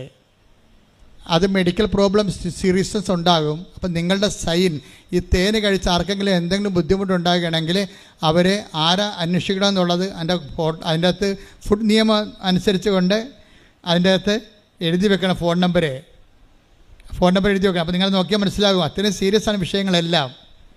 അപ്പോൾ അതുകൊണ്ട് ഇംഗ്ലണ്ടിൽ ഇങ്ങനെ ഭക്ഷണം കൊടുക്കാനേ പറ്റത്തില്ല. നമ്മൾ പൊതിച്ചോറ് കൊണ്ടേ കൊടുക്കത്തില്ലേ, ആ പൊതിച്ചോറിൻ്റെ അകത്ത് ബാക്ടീരിയ ഉണ്ട്, അത് എപ്പോഴാണെന്നൊക്കെ ഉള്ളത്. അതുകൊണ്ട് ഇങ്ങനെയുള്ള പരിപാടി അവിടെ കട്ട് ചെയ്തിരിക്കും. അവരുടെ സംവിധാനമുണ്ട്, ഫുഡ് ബാങ്ക് എന്ന സംവിധാനമുണ്ട്. ആ ഫുഡ് ബാങ്കിലേക്ക് നമ്മൾ കൊണ്ടേ കൊടുക്കാം. അപ്പോൾ അവർ ആ ഫുഡ് കറക്റ്റാണെന്ന് കണ്ടാൽ അവരത് അക്സെപ്റ്റ് ചെയ്യും. അപ്പോൾ സിമി എന്താ ചെയ്യണത്? ഭക്ഷണത്തിൻ്റെ പൈസയോ ഭക്ഷണമോ ബ്രാൻഡഡ് ആയിട്ടുള്ള ഫുഡ് വാങ്ങിച്ചിട്ട് ഈ ഫുഡ് ബാങ്കിൽ കൊണ്ടേ കൊടുക്കും. എന്തുമാത്രം മനുഷ്യർ വർക്ക് ചെയ്യുന്ന ഉടമ്പടി നീതിയുടെ, അതാണ് നീതിയുടെ മാർഗം എന്ന് പറയണത്. ഇപ്പം നമുക്ക് ഇനിയിപ്പോൾ അത് കൊടുക്കാൻ പറ്റത്തില്ല, ഇവിടെ ഇന്നൊക്കെ ചെയ്യേണ്ട എന്ന് പറഞ്ഞ് നമ്മളിരിക്കും. പക്ഷെ അവരതല്ല, അവർ സീരിയസ് ലേഡിയാണ്. ഇവിടെ ഭക്ഷണം ഇങ്ങനെ പൊതിച്ചോറ് കൊടുക്കാനുള്ള സംവിധാനം ഇല്ലെങ്കിൽ അവിടുത്തെ സംവിധാനം എന്താണ്? തിരക്കണം. അതാണ് ആത്മാർത്ഥത. If you are sincere God will be serious. മനസ്സിലായില്ലേ?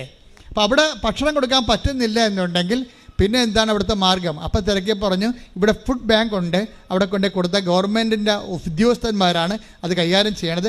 ഗവൺമെൻറ് ലോ അനുസരിച്ചുകൊണ്ട് അവർ തന്നെ വേണ്ട സ്ഥലത്തേക്ക് ഡിസ്ട്രിബ്യൂട്ട് ചെയ്തോളൂ. അപ്പോൾ ഇവർ പിന്നീട് കൊള്ള പൈസ കിട്ടുന്നതനുസരിച്ചുള്ള ഫുഡ് ബാങ്കിനെ സഹായിക്കാൻ തുടങ്ങി. എന്താ കാര്യം? ഭക്ഷണമുള്ളവൻ ഭക്ഷണമില്ലാത്തവന് കൊടുക്കണം. ഇപ്പം നിങ്ങൾ തന്ന വസ്ത്രം എല്ലാം എന്താ ചെയ്തിരിക്കണത്? ആ വസ്ത്രം നിങ്ങൾ ഇവിടെ ഒരു 2 ലോറിക്കാൻ പറ്റിയ വസ്ത്രം നിങ്ങൾ തന്നിട്ടുണ്ട്. നല്ല പുതിയ വസ്ത്രങ്ങളാണ് പലരും തന്നത്. അതപ്പം തന്നെ വയനാടിന് ഉരുൾപൊട്ടിയെന്ന് കേട്ട് അവിടെ ആൾക്കാർ അഭയാർത്ഥികളായി പോയെന്ന് കേട്ടപ്പോൾ തന്നെ എന്ത് ചെയ്ത്, അപ്പം തന്നെ ഇവിടുന്ന് 2 വണ്ടി നിറച്ച് ഉടുപ്പുമായി പോയി. ഉടുപ്പും പിന്നെ ഒരു 10 ചാക്ക് അരിയും പയറും എല്ലാമായിട്ട് പോയി. പിന്നെ പൈസയും കൊടുത്തു. എമർജൻസി കാര്യം അവിടെ നമുക്ക് വെച്ച് താമസിക്കാൻ പറ്റത്തില്ല. നിങ്ങൾക്കൊക്കെ ഇതൊക്കെ പിരിവെടുത്തൊക്കെ വരണം. ഞങ്ങൾക്കിവിടെ ഇതിന് സംവിധാനമുണ്ട്. അത് നിങ്ങൾ തന്നെ സംവിധാനമാണ്, ഉടമ്പടിയുടെ ഭാഗമാണ്. എന്ന് വെച്ച് കഴിഞ്ഞാൽ ഉടമ്പടി നിലനിൽക്കുന്നത് എപ്പോഴും ചെയ്യുന്നതിലാണ്. അതാണ് നീതിയുടെ മാർഗം. ഇപ്പം ജനക്കൂട്ടത്തോട് പറഞ്ഞത് എന്താണെന്ന് അറിയാവോ? നിങ്ങൾ ഭക്ഷണം കൊടുക്കണം. പിന്നെന്താ പറഞ്ഞത്? നിങ്ങൾ വസ്ത്രം കൊടുക്കണം. ഇപ്പോൾ പുതിയൊന്നും അല്ലേ, ഉടമ്പടിയിലുള്ളതാണ്. ഞങ്ങൾ എന്ത് ചെയ്യണമെന്ന് വചനം കേട്ടവർ ചോദിച്ചു. ഞങ്ങൾ എന്ത് ചെയ്യണം? എന്താണ് നിങ്ങൾ ചെയ്തത്? ദൈവത്തെ അവൻ പറയണ പോലെ ചെയ്യാൻ പറഞ്ഞിട്ട് നിങ്ങൾ എന്താ? ഒന്നാമത്തെ എൻ്റെ സഹോദരങ്ങളോട് ഞാൻ കാലെ പിടിച്ച് പറയുകയാണ്, നമ്മൾ എന്ത് ചെയ്താലും മുതലാകാത്ത ഒരാളാണ് മുകളിൽ തലക്ക് തൂങ്ങി വിറകെ തൂങ്ങി നന്നായിട്ട് കിടക്കണത്. എന്താ കാര്യം? അങ്ങയുടെ കയ്യിലുള്ള മൊത്തം അങ്ങനെ ചെലവഴിച്ച്. ഇപ്പം മടി എനിക്ക് ഭയങ്കര ഇഷ്ടമാണ് കർത്താവിനെ കുറിച്ച് രൂപം കാണാൻ. എന്താ കാര്യം എന്നറിയാമോ? മടി തുറന്നിട്ടിരിക്കണം. ഇനി ഒന്നും ഇല്ലെന്ന് പറയും. ഇനി ഒന്നുമില്ല, തരാനുള്ള എല്ലാം തന്ന്. കേട്ടോ, മടി തുറന്ന് കിടക്കണം. കണ്ടില്ലേ? മടി തുറന്ന കർത്താവിൻ്റെ കുരിശുരൂപം കാണുമ്പോൾ എൻ്റെ കണ്ണ് നിറയെ. ശരിക്കും പറഞ്ഞാൽ ഇനി ഒന്നുമില്ല. ഇതുതന്നെ അപ്പായിക്കും സംഭവിച്ചത്. അപ്പായി ഇതുതന്നെ പറയും. എന്താണ്? തൻ്റെ ഏകജാതനെ നൽകാൻ തക്ക വിധം എന്ന് പറഞ്ഞ് തൻ്റെ ഏകജാതനെ നൽകാൻ തക്ക വിധം അത്രമാത്രം ദൈവം ലോകത്തെ സ്നേഹിച്ചു. ദിവ്യകാരുണ്യത്തിന് ആരാധനയും സ്തുതിയും പുകഴ്ചയും പരിശുദ്ധ പരമ ദിവ്യകാരുണ്യത്തിന് ആരാധനയും സ്തുതിയും പുകഴ്ചയും. അപ്പം വിശ്വാസത്തിൽ ഈ ശ്രീമി വളരണം, ഈ ഹെഡ് നേഴ്സ് വളരണം. കണ്ടില്ലേ? അത് കാര്യം എന്താണ്? അത് അനുതാപത്തിൻ്റെ ഫലങ്ങൾ അവർ പുറപ്പെടുവിച്ചുകൊണ്ടിരിക്കുകയാണ്. ഇവരിപ്പോൾ ചെയ്തുകൊണ്ടിരിക്കുന്നത് എന്താണെന്ന് അറിയാമോ? ഇവർ പറയണതേ, ഞാൻ ഹെഡ് നേഴ്സാണ്, എനിക്ക് പേഷ്യൻ്റ് കമ്മിറ്റ്മെൻ്റ് ഒന്നുമില്ല. 20 കൊല്ലമായില്ലേ അവിടെ വർക്ക് ചെയ്യണത്. അപ്പോൾ ഹെഡ് നേഴ്സാണ് അവിടുത്തെ. അവർക്ക് പേഷ്യൻ്റ് കമ്മിറ്റ്മെൻ്റ് ഒന്നുമില്ല. വാർഡിൽ പോവുകയും പേഷ്യൻറ്റിനെ ട്രീറ്റ് ചെയ്യാൻ പരിപാടിയൊന്നുമില്ല. നേഴ്സുമാരുടെ ആ വാർഡിലൊക്കെ നിശ്ചയിച്ചിരിക്കുന്ന നേഴ്സുമാരുടെ കാര്യം ഡ്യൂട്ടിക്ക് അവർക്ക് നിർദ്ദേശങ്ങൾ കൊടുത്താൽ മതി. പക്ഷേ ഉടമ്പടി എടുത്തപ്പോൾ എനിക്ക് മനസ്സിലായി, ഞാൻ പൊതുവെ സീരിയസ് ആണ്, ഹെഡ് വെയ്റ്റോട് കൂടി ജീവിക്കുന്ന ആളാണ്. അപ്പോൾ എനിക്ക് കർത്താവിൻ്റെ ജോലി ചെയ്യണമെങ്കിൽ ഹെഡ് വെയ്റ്റിൻ്റെ ആവശ്യമില്ല. ഞാൻ അന്ന് മുതൽ എല്ലാ വാർഡിലും പോകും. ഞാനോട് പറയും, ഞാൻ നോക്കിക്കൊള്ളാം, നിങ്ങൾ റെസ്റ്റ് എടുക്കാൻ പറയും. എന്ത് മാറ്റമാണെന്ന് നോക്കിയേ. അവർ 20 കൊല്ലം ഹെഡ് നേഴ്സായിട്ടിരുന്നിട്ട് ഓഫീസിൽ ജോലി ചെയ്ത ആളാണ്. ഇപ്പം ഞാൻ എടുത്തു ചാടിയേ സംസാരിക്കത്തുള്ളൂ. എന്നെ കാണുമ്പോൾ തന്നെ മറ്റു നേഴ്സുമാർക്ക്, താഴെയുള്ള നേഴ്സുമാർക്ക് പേടിയാണ്. ഇപ്പം ഞാൻ അവരോട് സൗമ്യമായി സംസാരിക്കുന്നുണ്ട്, ശാന്തമായി സംസാരിക്കുന്നുണ്ട്. അവരെ ഹെൽപ്പ് ചെയ്യണമെന്നുള്ള മാനസികാവസ്ഥ എനിക്കുണ്ട്. അതുകൊണ്ട് അവർക്ക് എന്തെങ്കിലും വിഷമം ഉണ്ടെങ്കിൽ ഞാനത് തിരക്കുന്നുണ്ട്. ഇവരങ്ങ് ടോട്ടലി മാറി, അവരൊരു സൗമ്യതയായി മാറി. സൗമ്യതയെന്ന് പറയുന്നത് ഉടമ്പടി ചെയ്യുമ്പോൾ വ്യക്തികൾക്ക് സൗമ്യത നിങ്ങൾക്കറിയാമോ? സൗമ്യത ഒരു കോമ്പൗണ്ടാണ്. സൗമ്യത എന്ന് പറയുന്നത് ഒരു കോമ്പൗണ്ട് ഗ്രേസാണ്. സൗമ്യത എന്ന് പറയണത് ഭയങ്കര പാടാണ്. എനിക്കൊക്കെ സൗമ്യതയൊക്കെ വരണമെങ്കിൽ 1000 കിലോമീറ്റർ നടക്കാൻ ഓടേണ്ടി വരും. അത് തന്നെ എനിക്ക് അല്പം തെറ്റിക്കണ്ടെങ്കിൽ ഞാൻ അപ്പം തന്നെ എൻ്റെ മുഖം മാറും. എനിക്കറിയാം, എന്നത്തോട് തന്നെ ഞാൻ യുദ്ധം ചെയ്താണ് ഞാൻ ഇവിടെ ജീവിക്കണത്. എന്താ പ്രശ്നം? സൗമ്യത എന്ന് പറയണമ്പോൾ ആദ്യം സ്നേഹം, പിന്നെ ക്ഷമ, പിന്നെയാണ് സൗമ്യത വരണത്. അതാണ് കോമ്പൗണ്ട് ഗ്രേസ് എന്ന്. ഇതൊക്കെ ഞാൻ കർത്താവിനോട് പറഞ്ഞ രഹസ്യങ്ങളാണ്, ആത്മീയ രഹസ്യങ്ങൾ, അല്ലാതെ ഞാനൊരിടത്തും പഠിച്ചതല്ല. സൗമ്യത എന്ന് പറയുമ്പോൾ ആദ്യം കഴിഞ്ഞ സ്നേഹമാണ് വരണത്. ഇപ്പം തൻ്റെ ഈ കൊടുക്കണേ നൽകണേ എന്താണ്? ആരൊക്കെ എന്തായാലും എന്തെങ്കിലും നൽകണമെന്ന് തോന്നണേ എന്താണ്? സ്നേഹമാണത്. അതാണ് തൻ്റെ ഏകജാതനെ നൽകാൻ തക്ക വിധം. അത് 3:16 വായിച്ചേ? യോഹന്നാൻ 3:16. ശ്രുതികട ഹല്ലേലൂയ ഹല്ലേലൂയ ഹല്ലേലൂയ ഹല്ലേലൂയ യേശുവേ നന്ദി. Hallelujah hallelujah. 3:16 എന്തെന്നാൽ അവനിൽ വിശ്വസിക്കുന്ന ഏവനും നശിച്ചു പോകാതെ നിത്യജീവൻ പ്രാപിക്കുന്നതിനു വേണ്ടി തന്റെ ഏകജാതനെ നൽകാൻ തക്കവിധം ദൈവം ലോകത്തെ അത്രമാത്രം സ്നേഹിച്ചു.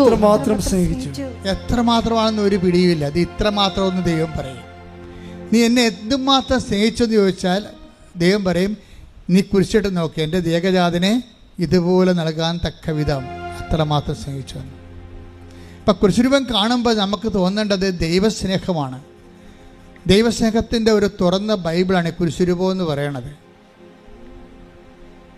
അതുകൊണ്ട് തന്നെ കുരിശുരൂപം ചിലർ എന്നോട് ചോദിക്കും, അച്ഛാ കുരിശുരൂപം വീട്ടിൽ വെക്കാൻ പറ്റുമോ അച്ഛാ?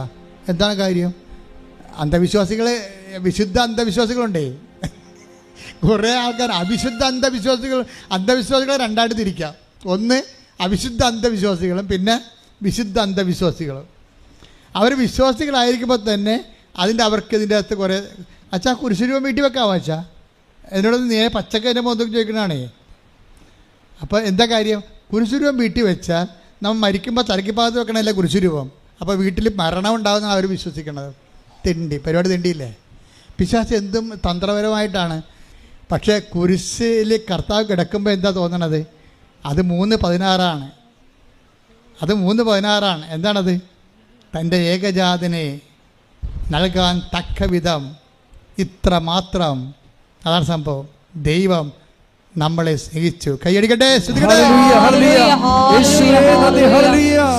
കാരുണ്യത്തിന്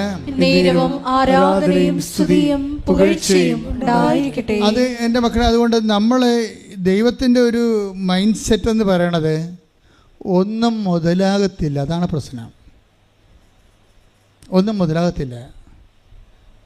അത് നിങ്ങൾക്ക് മനസ്സിലാകണം. എന്താ ഒന്നും മുതലാകത്തില്ലെന്ന് പറഞ്ഞാൽ, ഇപ്പോൾ തൻ്റെ ഏകജാതനെ നൽകാൻ തക്ക വിധം ദൈവം അത്രമാത്രം സ്നേഹിച്ചു. ഇനി ഏകജാതം വന്നപ്പോൾ നമ്മളോട് ചോദിച്ചത് എന്താണ്? വിശേഷ വിധിയായി നിങ്ങൾ എന്താണ്? അതാണ് പ്രശ്നം. നമ്മൾ സാധാരണ രീതിയിൽ ചെയ്തതൊന്നും ദൈവത്തിന് മുതലാകത്തില്ല. 5:46 എടുത്തേ, ശ്രദ്ധിക്കട്ടെ. ഹല്ലേലൂയ. നിങ്ങളെ സ്നേഹിക്കുന്നവരെ നിങ്ങൾ കേട്ടോ ഒന്ന് പറഞ്ഞേ. നിങ്ങളെ സ്നേഹിക്കുന്നവരെ മാത്രം നിങ്ങൾ സ്നേഹിച്ചാൽ നിങ്ങൾക്ക് എന്ത് പ്രതിഫലമാണ് ലഭിക്കുക? ഒലക്ക മുഴുകി കിട്ടുമെന്നാണ് ഈ പറയണത്. മനസ്സിലായില്ലേ? നിങ്ങൾ സ്നേഹിക്കുന്നവരെ മാത്രമാണ് നിങ്ങൾ സ്നേഹിക്കുകയാണെങ്കിൽ നമ്മുടെ ജീവിതം സ്വാഹ. അത്രേ ഉള്ളൂ, ഒന്നുമില്ല. മേലോട്ട് നോക്കി വരച്ചാൽ മതി. ദൈവം അത് അക്സെപ്റ്റ് ചെയ്യുന്നില്ല. എന്താ കാര്യം? അടുത്ത നോക്കിയേ. എന്താണ്? ചുങ്കക്കാർ പോലും. അതെ, ചുങ്കക്കാർ പിന്നെയും വരാൻ തുടങ്ങി. ചുങ്കക്കാർ പോലും അന്നത്തെ ഏറ്റവും കൂടുതൽ പാപികളുടെ കൂടെ ചേർത്തിരുന്ന ആൾക്കാരെയാണ് ചുങ്കക്കാർ. വേശ്യാവൃത്തിയും ചുങ്കപ്പണിയുമാണ് യഹൂദൻ ഒരിക്കലും അക്സെപ്റ്റ് ചെയ്യാത്ത സാധനം. അവർ പോലും പറഞ്ഞേ, ചുങ്കക്കാർ പോലും അത് തന്നെ ചെയ്യുന്നില്ലേ? ചുങ്കക്കാർ പോലും അവരെ സ്നേഹിക്കുന്നവരെ തന്നെ അവർ സ്നേഹിക്കുന്നില്ലേ? സഹോദരങ്ങളെ മാത്രമേ. സഹോദരങ്ങൾ, കുടുംബക്കാരില്ലേ? കുടുംബക്കാരും സമുദായക്കാരും ഒക്കെ ഇല്ലേ? അവരെ മാത്രമേ നിങ്ങൾ അഭിവാദനം ചെയ്യുന്നുള്ളെങ്കിൽ വിശേഷവിധിയായി കിടക്കുന്ന ചട്ടിങ്കലോ. എന്താണ് വിശേഷവിധിയായി? ഇവിടെയാണ് എന്താണ് നിങ്ങൾ ചെയ്യുന്നത്? വിജാതീയരും ദൈവത്തെ അറിയാത്തവരും അത് തന്നെ ചെയ്യുന്നില്ലേ? അപ്പം ഇതിനകത്ത് നമ്മുടെ സ്റ്റാറ്റസ് ആൻഡ് റാങ്കിങ് വർദ്ധിപ്പിക്കണം. എന്ത് ചെയ്യണം? അതായത് നമ്മൾക്ക് സ്വാഭാവികമായിട്ടുള്ള കമ്മിറ്റ്മെൻറ്റ് സ്നേഹമായിട്ട് ദൈവം കണക്കാക്കുന്നില്ല. സ്വാഭാവികമായ കമ്മിറ്റ്മെൻ്റ് ഇല്ലേ? അമ്മ മകൾക്ക് കൊടുക്കുന്നു, അമ്മായിയമ്മ മരുമകൾക്ക് കൊടുക്കുന്നു, അങ്ങനെ നാട്ടുകാർ നമ്മളെ വീട്ടിലുള്ളവർ ബന്ധുക്കൾക്ക് സ്വന്തപ്പെട്ട് കൊടുക്കുന്നു. ഇതൊന്നും സ്നേഹമായിട്ട് ദൈവം കണക്കാക്കുന്നില്ല. അപ്പം തന്നെ നമ്മുടെ കാര്യത്തിൽ തീരുമാനമായി. ഇവിടെ എന്താ പറയണത്? മത്തായി 5:46 എന്താ പറയുന്നത്? വിശേഷ വിധിയായി നിങ്ങൾ എന്താണ് ചെയ്യുക? അപ്പം ദൈവം അവൻ പറയണ പോലെ ചെയ്യാം, പക്ഷേ വിശേഷ വിധിയായി ചെയ്യണം. മനസ്സിലായില്ലേ? എന്ന് വെച്ചാൽ നമ്മുടെ സ്വാഭാവിക കടമകളുടെ അപ്പുറത്തേക്കാണ് ഉടമ്പടി നിങ്ങളെ പിടിച്ചുകൊണ്ട് പോണത്, കൈ പിടിച്ചുകൊണ്ട് പോണത്. എന്ന് വെച്ചാൽ അത് നിത്യതയിലേക്കാണ്. കൈയഴിക്കട്ടെ.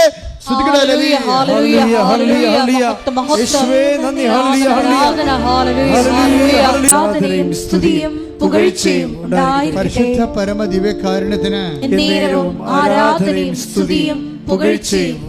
പരിശുദ്ധ പരമ ദിവ്യകാരുണ്യത്തിന്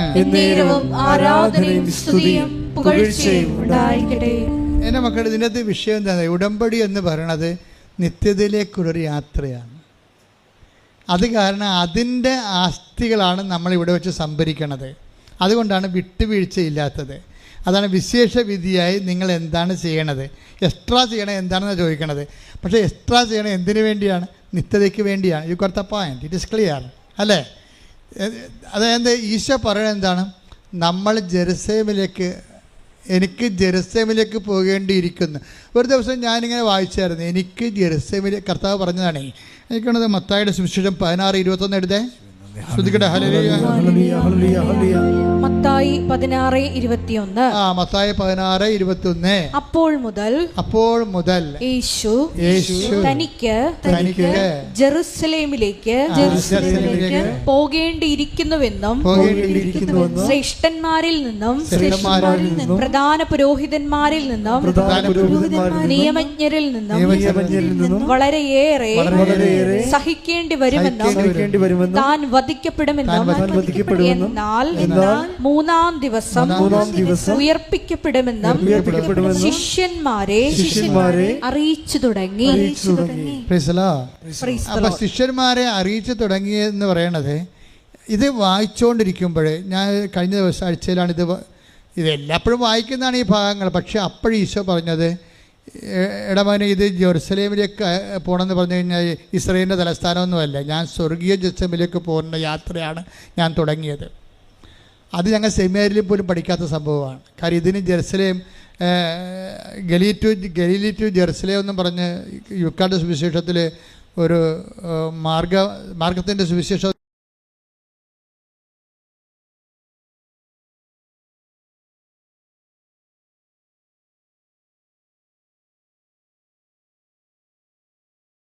കാരണം ഈ ഒരു കാര്യമാണ്. കാര്യം ലൂക്ക സുവിശേഷം എഴുതിയിരിക്കുന്നത് കർത്താവിൻ്റെ ഒരു യാത്ര 3 കൊല്ലം കൊണ്ട് തീരണതാണ്. അത് ഗലീലിയ മുതൽ ജെറുസലേമിലേക്കുള്ള ഒറ്റ യാത്രയായിട്ടാണ്, ചിലപ്പോൾ 3 യാത്രയായിട്ടൊക്കെ അവതരിപ്പിക്കും അവർ.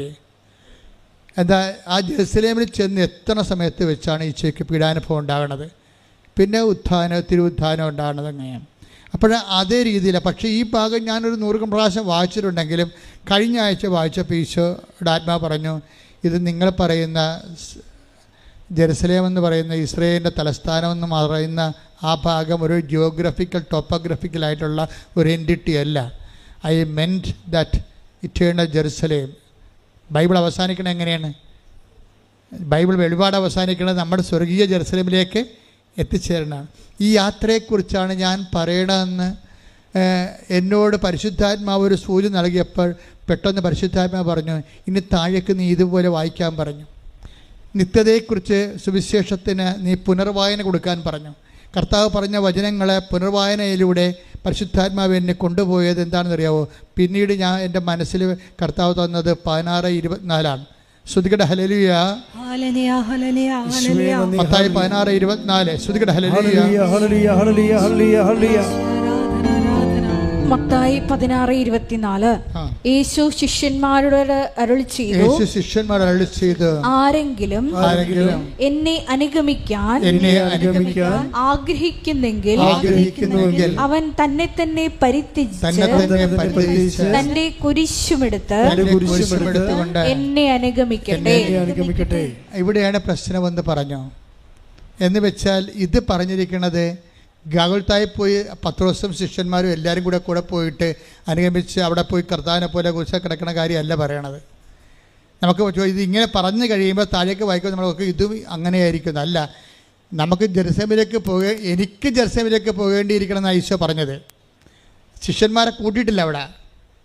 എനിക്ക് ജെറുസലേമിലേക്ക് പോകേണ്ടിയിരിക്കണത്. ഇനി ആർക്കെങ്കിലും നിത്യതയിലേക്ക് എൻ്റെ കൂടെ വരണമെന്നുണ്ടെങ്കിൽ പിന്നെന്താ ചെയ്യണത്? ആർക്കെങ്കിലും എന്നെ അനുഗമിക്കാൻ നിത്യ ജെറുസലേമിലേക്ക് പോണ യാത്രയിൽ ആർക്കെങ്കിലും എന്നെ അനുഗ്രഹിക്കാൻ താല്പര്യം ഉണ്ടെങ്കിൽ 16-24 വർക്കൗട്ട് ചെയ്യണം. എന്താണ്? നിങ്ങൾ നിങ്ങളെ തന്നെ സ്വയം പരിത്യജിക്കണം. എന്ത് ചെയ്യണം? ദിവസേനയുള്ള തന്നെ കുരിശുമെടുത്തുകൊണ്ട് എൻ്റെ പിന്നാലെ വരണം. അപ്പോൾ സ്വർഗീയ നിത്യതയെ അനുസരിച്ചിട്ടാണ് ഈ കുരിശ് വെച്ചിരിക്കുന്നത്. അപ്പം നിങ്ങൾക്ക് പ്രാർത്ഥിച്ചിട്ടും കുരിശാണല്ലോ എന്ന് പറയത്തില്ലേ? പ്രാർത്ഥിച്ചിട്ടും കുരിശാണല്ലോ എന്ന് പറയത്തില്ലേ? ഇപ്പം സിമിയും അങ്ങനെയാണ് പറഞ്ഞത്. എന്താ പറഞ്ഞു വെച്ച് കഴിഞ്ഞാൽ അതായത് അതൊക്കെ മുമ്പ് വേറെ ഒരു കഴിഞ്ഞ ദിവസങ്ങളിൽ ഡിസംബർ 7-ാം തീയതി, ഇന്നലെ 8-ാം തീയതിയല്ലേ, 7-ാം തീയതി ഒരു സാക്ഷ്യം ഉണ്ടായി. ആ സാക്ഷ്യത്തിൽ ശ്രുതിയുടെ മക്കളെ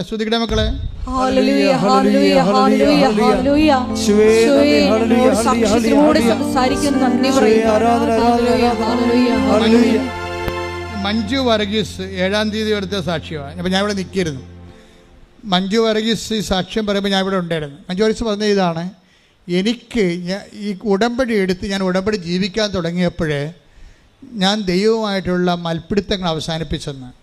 എനിക്ക് പണ്ട് മുതലുള്ളൊരു കുഴപ്പമാണ്. എന്താ കാര്യം? ഞാൻ പ്രാർത്ഥിക്കുന്ന കാര്യം എനിക്ക് കിട്ടിയില്ലെങ്കിൽ ഞാൻ ദൈവവുമായിട്ട് എപ്പോഴും തർക്കിച്ചുകൊണ്ടിരിക്കുമെന്ന്. എന്താ തർക്കിക്കണത്? ഞാനല്ലേ ഇങ്ങനെ ഉപവസിക്കണത്? എൻ്റെ അനിയത്തി ഉപവസിക്കണില്ല, അവളുടെ കാര്യമെല്ലാം നടക്കണുണ്ടല്ല. മനസ്സിലായില്ലേ? കാര്യം ചില സമയത്ത് നമുക്ക് ഇപ്പോൾ ഒരു അമ്മയുടെ വയറ്റിൽ നിന്ന് വന്നാലേ ചേട്ടത്തിയും അനിയത്തിയും അപ്പോൾ ആ ചേട്ടത്തി പോയി അവൾ 10ാം ക്ലാസ് ചിലപ്പോൾ തോറ്റു പോകും, ചിലപ്പോൾ ജയിക്കും. അവളുടെ കാലത്ത് അപ്പന് അസുഖം ഉണ്ടാകും.